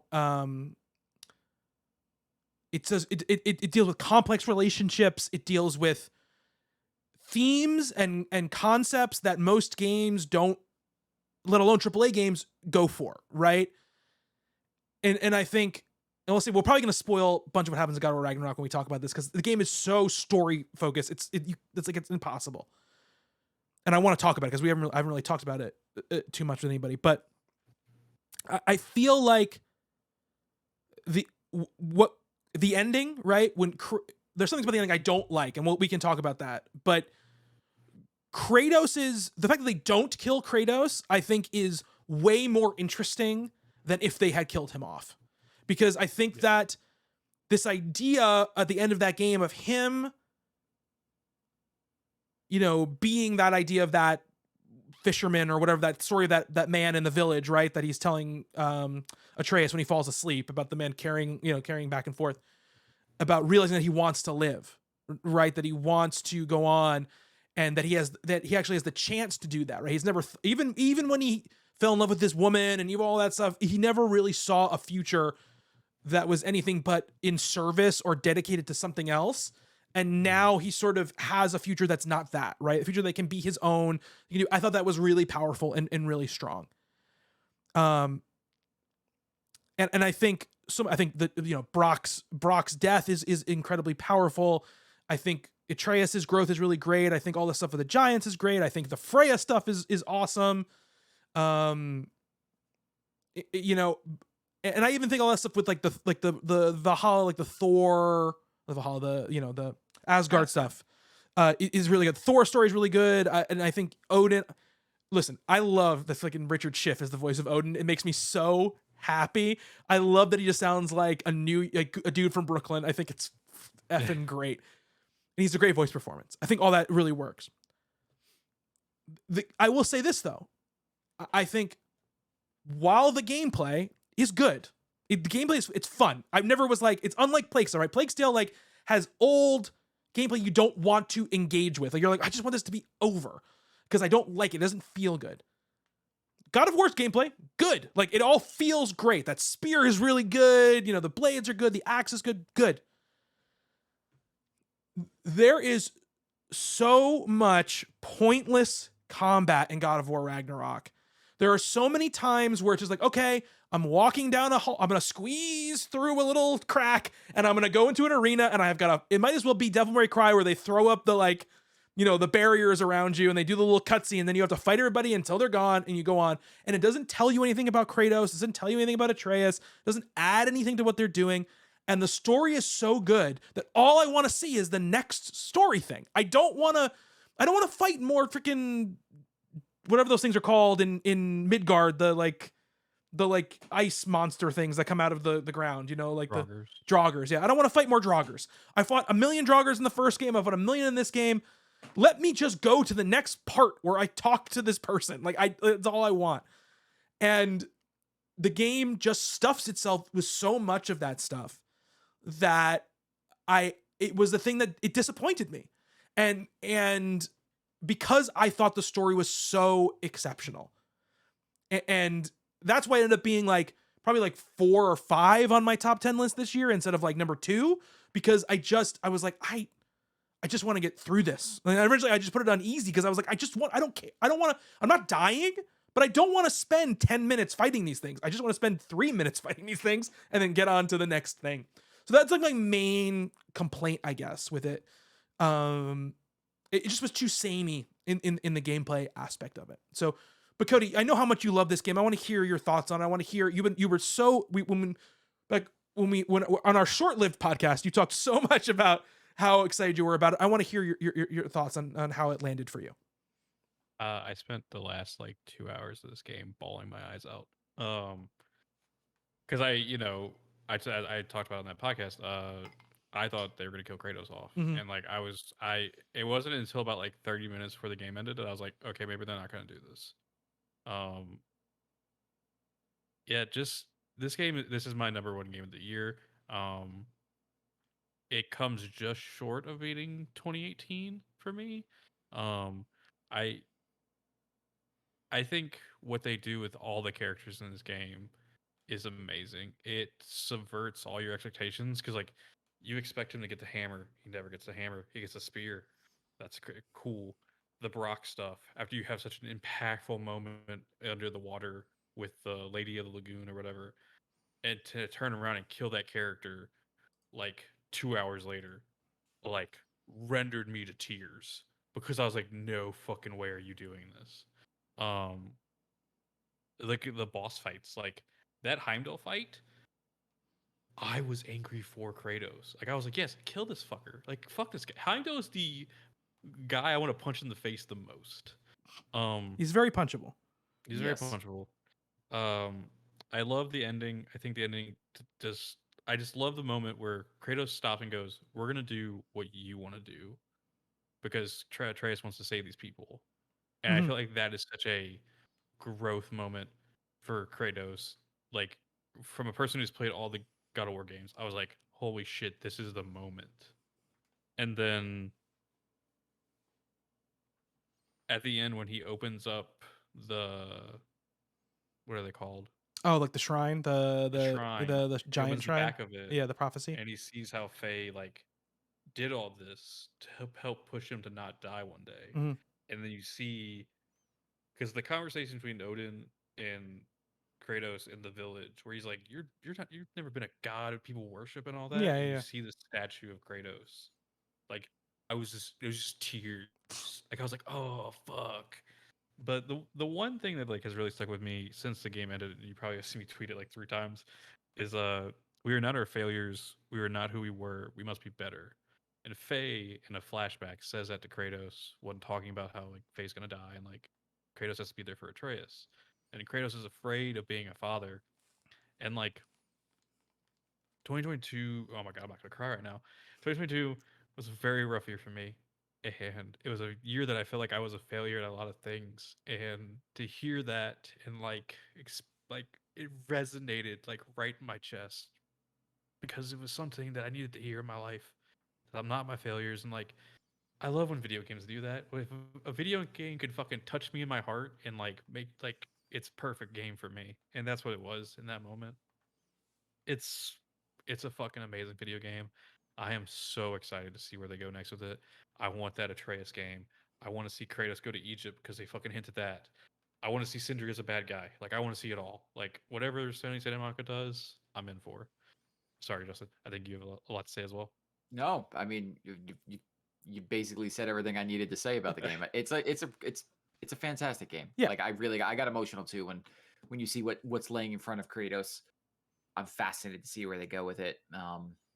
Like it's a lot of combat. It really is. There's just so much of it. And Bobby's right. At a certain point, you're just like, fuck it. I just want to go see what's gonna happen next. Yeah. But it's such a well-designed world, like where you're just like poking at all the edges and being like, what's over here? And it was really funny. Like I got to this one point after I beat the game, there was this one, like I was doing a lot of the side quests, but there was this one side quest that I just didn't do. And it was like, I had to go get this fucking pig. Oh And I was, after the main story was cleaned up, I was like doing side quests just to like finish up things. And I was like, I stumbled into that quest by looking for another. And I got teleported to an entire other zone after the game was over. And it was just like, what the fuck? Like, it's like just a huge, expansive, like, there's like 15 quests in there that you could go do. And I was just like, okay, like, I guess I have another like 5 hours of this game that I went in. And what's really funny is like, there's a character in there that you rescue. And I told Bobby, like, look, when you're playing the game, you have that pig quest, go do that pig quest. Like, I want to see what the dialogue is, like, because characters live and die, and like, does that character's dialogue changes depending on when you visit them? It's like, oh, let's go help this person, and you're like, actually, that person's dead. So really, like, it's an exceptional video game. I can't wait to see what they do with the next one. Yeah. There was a line earlier on, Cody, actually near that Brock sequence, right? And it's like my favorite quote in the game, where I think Brock says that the nature of the thing is more important than the form of the thing, and Kratos brings that back, right, at another point to Brock, and it's sort of like, obviously it's sort of like the key, right, to the big twist that happens with Tyr in the game, right? It's Brock is able to see those things when other people aren't able to see those things. And I think it's a great thing. And it's also, it's it's the idea of what the game is about, right? Is this thing, right? Is about that. It's not about what the form in which even your life is taken, right? That's not what it's about. And I think that's really powerful. And like I said, Justin said, and we both said, like, the reason I'm so angry about the gameplay part is because I thought the story was so exceptional, right? And that's really what it is. It's not a thing about like, not liking the game overall. And I think, I do think some of like the story mechanisms in not the Kratos and Atreus stuff, but some of the plot mechanisms sort of fall apart at the end, where it's like what really was Odin's plan? Like the whole time, like they make about this giant like mastermind, and he thought of everything, but at the end he's just kind of like on his heels, like I just throwing things at the wall, and so I thought like that fell through. But I wish the final, again, mechanically, the final boss battle with Odin, I wish it was in a more like epic location, you know what I mean? Because that first Thor fight is so cool. You know what I mean? And even like, the Garm fight is like awesome. There's so many awesome fights in that game. Even when you fight the two Valkyries, right, on like the edge of the time or whatever it is, in the quantum realm is what it looks like. You're fighting them in. Like that stuff is all really cool. And I'm really impressed, right, by the no cut camera. I think, again, it's really impressive in this game that we were able to do it. But there were times, especially near the end of the story, where I was like, I wish you could just cut away and show me what's happening here. And like I want to, like, it's something to see some of the, because I care about these characters and I want to see the story from like with them instead of like kind of through Kratos. Kratos has to be there for some reason or whatever it is. And at least the very video game thing at the end where you're kind of walking everyone that you know is in this like little camp and you're walking through talking to everybody. But even like I like some of the, like just like in the first game, some of the post game stuff was cool. Like when you find Thrune like at like taking the hammer or whatever, or you know, like I think that scene is really cool. There's a couple of things when you find the real Tyr in that jail, like that's really awesome. You know, the game has really great stuff. You know, but it's not Elden Ring. Last thing I'll say, I forgot over render. I never thought something would top the Baldur fight from the beginning, but when you die in the Thor fight and then they throw up the thing like, yeah, that's a cool you moment. gotta restart, and he puts the hammer on his chest and revives you. Yeah, that makes that fight just as fucking cool as the Baldur fight. it's very cool. Yeah, yeah, extremely. Yes, it is not Elden Ring.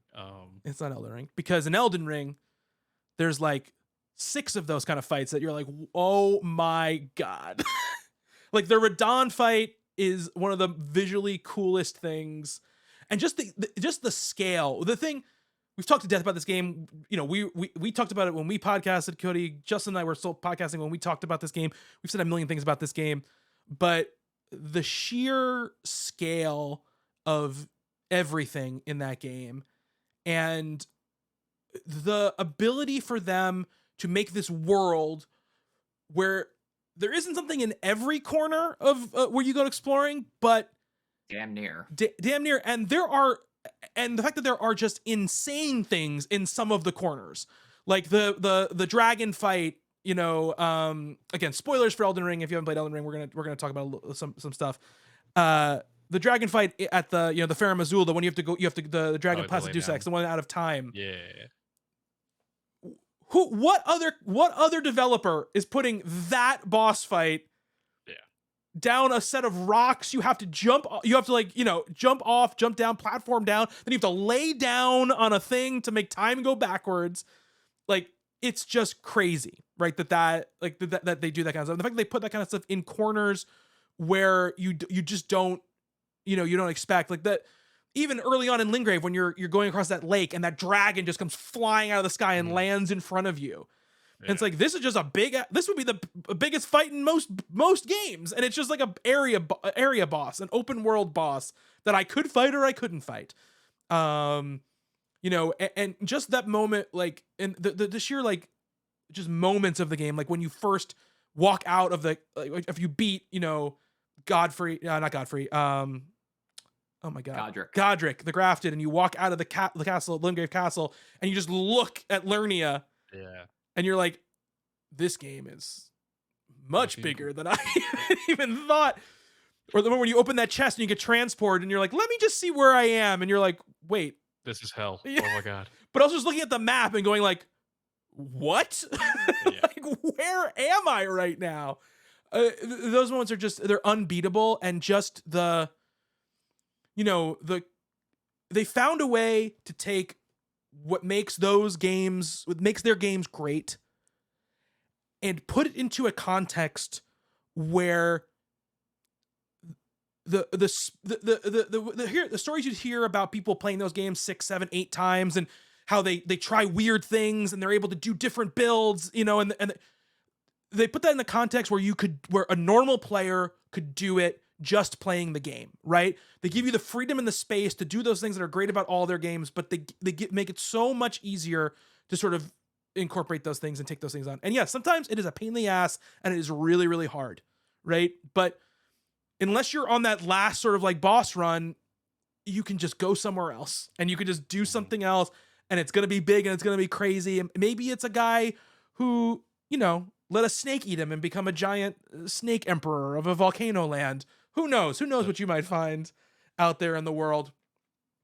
It's just an astounding work. And, Cody and I, we have a deep love for especially Bloodborne. Justin classically has had a antagonistic relationship with these games, to say the least. True. I don't know if we've talked about Elden Ring since you beat it on any sort of podcast, Justin. Yes, we have. I don't think so. I think we were playing it when we sort of like stopped podcasting, right? We did Wayfinders. Oh, we did do Wayfinders. That's right. Our big that long was a 4-hour discussion. That's about right. Elden Ring. I forgot about that. Yeah. But I don't want if you say your piece about our number one game of the year. It's the probably, if not if not the best game ever made, one of them. Yeah. It's an incredible achievement that literally broke video games for me for months. Yeah. Um, the It's like, what if you took all the best parts of Skyrim and then you added in this like ridiculous combat, which is frustrating at times, but like you said, in this game, the frustration can be mitigated by just walking in another direction. Hmm. Like just the exploration of like one of those Bethesda games where it's just like, what the fuck's over here? And then you see what's over there, and oh my god, it's this. And then you walk over here, and oh my god, it's this. And it's just never ending. It just Mhm. keeps going and going. And you would think like, eventually, I'm going to get tired of this. And no, No.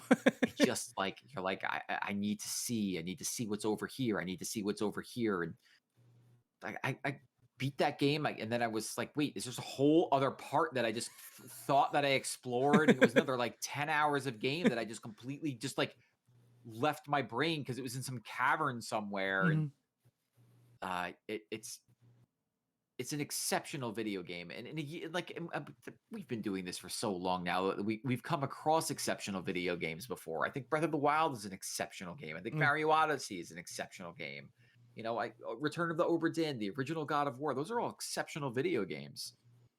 There is something about the way that they designed this that it's just I don't know how other open world games really can compete with when this is out there. Like there are lessons that Elden Ring lays forth that other developers need to learn. It is why I struggled with Horizon. And look, I am a mark for Horizon. Yeah. Horizon is a type of game that I really enjoy.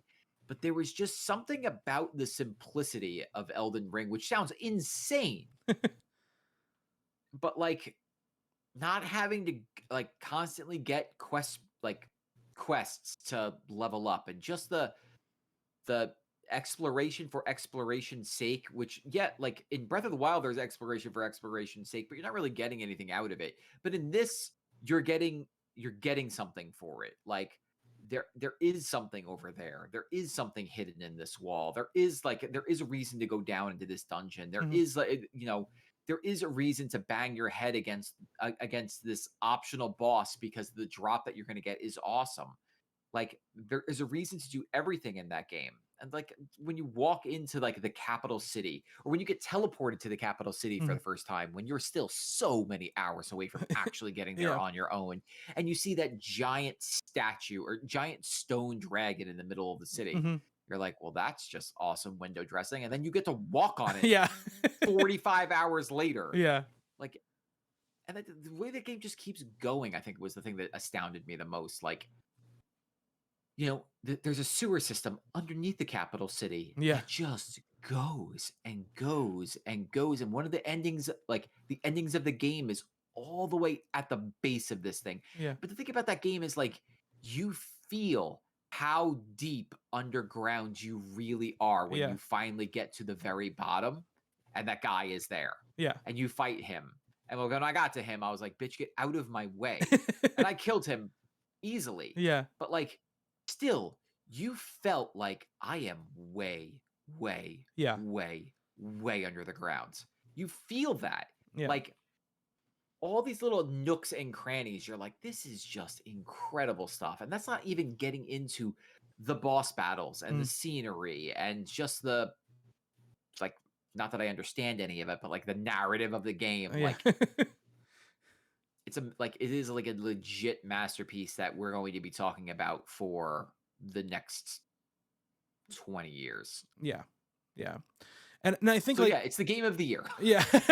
Much like Breath of the Wild, right? I think the thing I was thinking about this the other day because I was thinking about these discussions we were going to have, right? And I think the thing about games like those two games is while obviously the developers who make these games are aware, right, of what other open world games have done, right? They know what the Bethesda games have done. They know what, the Sony games have done. They know all this stuff, right? They're not living in a bubble.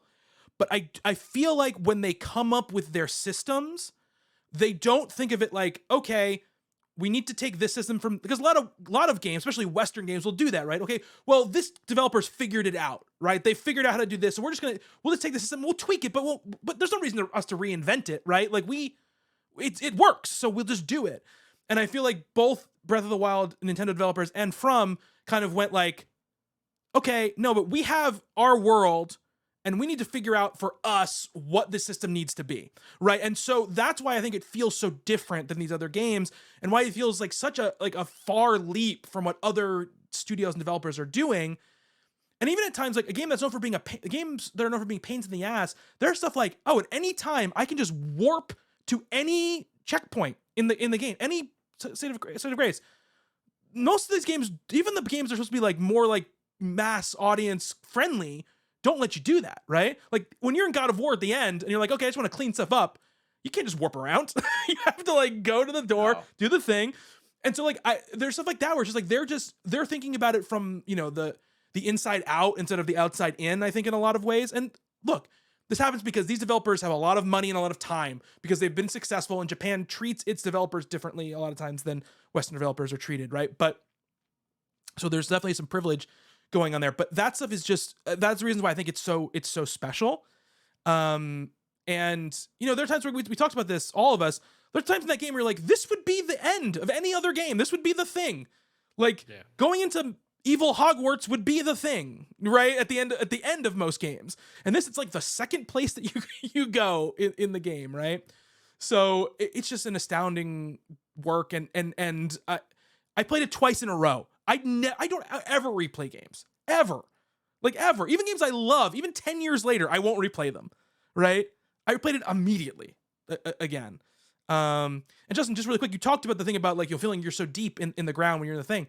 They're so good at the architecture stuff. They're so good. Like when you beat Moog and you stand and like look out Moog's window, you can be like, oh, I can see that little structure. That's when I came down on that other thing. Oh, and there's the elevator I came down to at the beginning. It's all there. It's laid out like it would be laid out if everything was connected at all times. And it's just it makes it so astounding to me.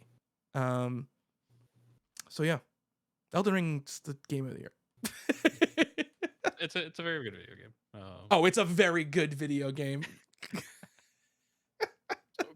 I'm just kidding. No, I love it. I mean, it was nice to experience a FromSoft game from launch. Yeah, because I just like, I mean, I got the Bloodborne and Dark Souls a few years ago, and so this is my first real one. And just I loved the aspect of like, it was me, you, and Sam in a group chat, Bobby, just texting away about like things we were discovering, and like, oh, you should go here. Oh, there's a cool weapon over here. Yeah. And like, look at my look right now. That. Look how I look right now. Look how cool I look. I got a stone cat head on. You know? And that game is just, it's really good. Like I said, God of War just resonated with me more story wise, but of course, Ring, I have to agree. It is game of the year. It's probably game of the decade. I mean, it's possible. That's a discussion. We still have a couple more years. And I mean, and Justin, Andy, and our friend Andy, I played through most of the game together in a voice chat on Xbox. You know, not playing together all the time, doing our own separate things. Sometimes we play together, but we just talk. You know, while we were playing, and be like, "Holy shit!" This is basically that. It was quiet for a while, and then what the fuck? Yeah, and like I was a little ahead of ahead of both of them, and so someone just be like, "Bobby, what is this?" Like, just walk up to it. Just go check it out. Number one game of the year. So running down, we've been doing this for like 3.5 hours. Let's just quickly run down the top 10. Number 10, Case of the Golden Idol. Number 9, Tunic. Number 8, Immortality. Number 7, A Plague Tale Requiem. Number 6, Neon White. Number 5, Marvel Snap. Number 4, Citizen Sleeper. Number 3, Vampire Survivors. Number 2, God of War Ragnarok. And the best game of 2022 is Elden Ring. That's it. Thank you both so much for doing this. I know it was long, but it's the one podcast we're doing a year. So if you kind of space it out around the whole year, it's a very short podcast. Super short podcast. I'm glad that we were here for 2 minutes and 25 seconds. Yeah, exactly. Ended up being a good year for video games. A good year for video games. You know, it's gonna be insane. This year is gonna be. It's already crazy. I'm already behind on like 4 games that I need to play, and it's February 9th when we're recording this. So, yeah. It's crazy. It's crazy pants, banana pants. So, anyway, that's gonna do it for this. I have no information to give you because we're not promoting anything. Hope you enjoyed the show. Sorry, Cody. Yes. I just want to say, fuck turfs and donate to your local LGBTQA plus organizations for charity. Just want to throw that out there before we leave. Absolutely. 100%. 100%. And yeah, thank you so much. Thank you, Justin. Thank you, Cody. Let's do the real outro. Let's just do the real outro. I was gonna just do it. That's gonna do it for our Game of the Year podcast. Until next time, thank you, Justin. Thank you, Cody. Thank you, Bobby. And thank you to everybody who's watching or listening. Until next time, be good to one another. Later.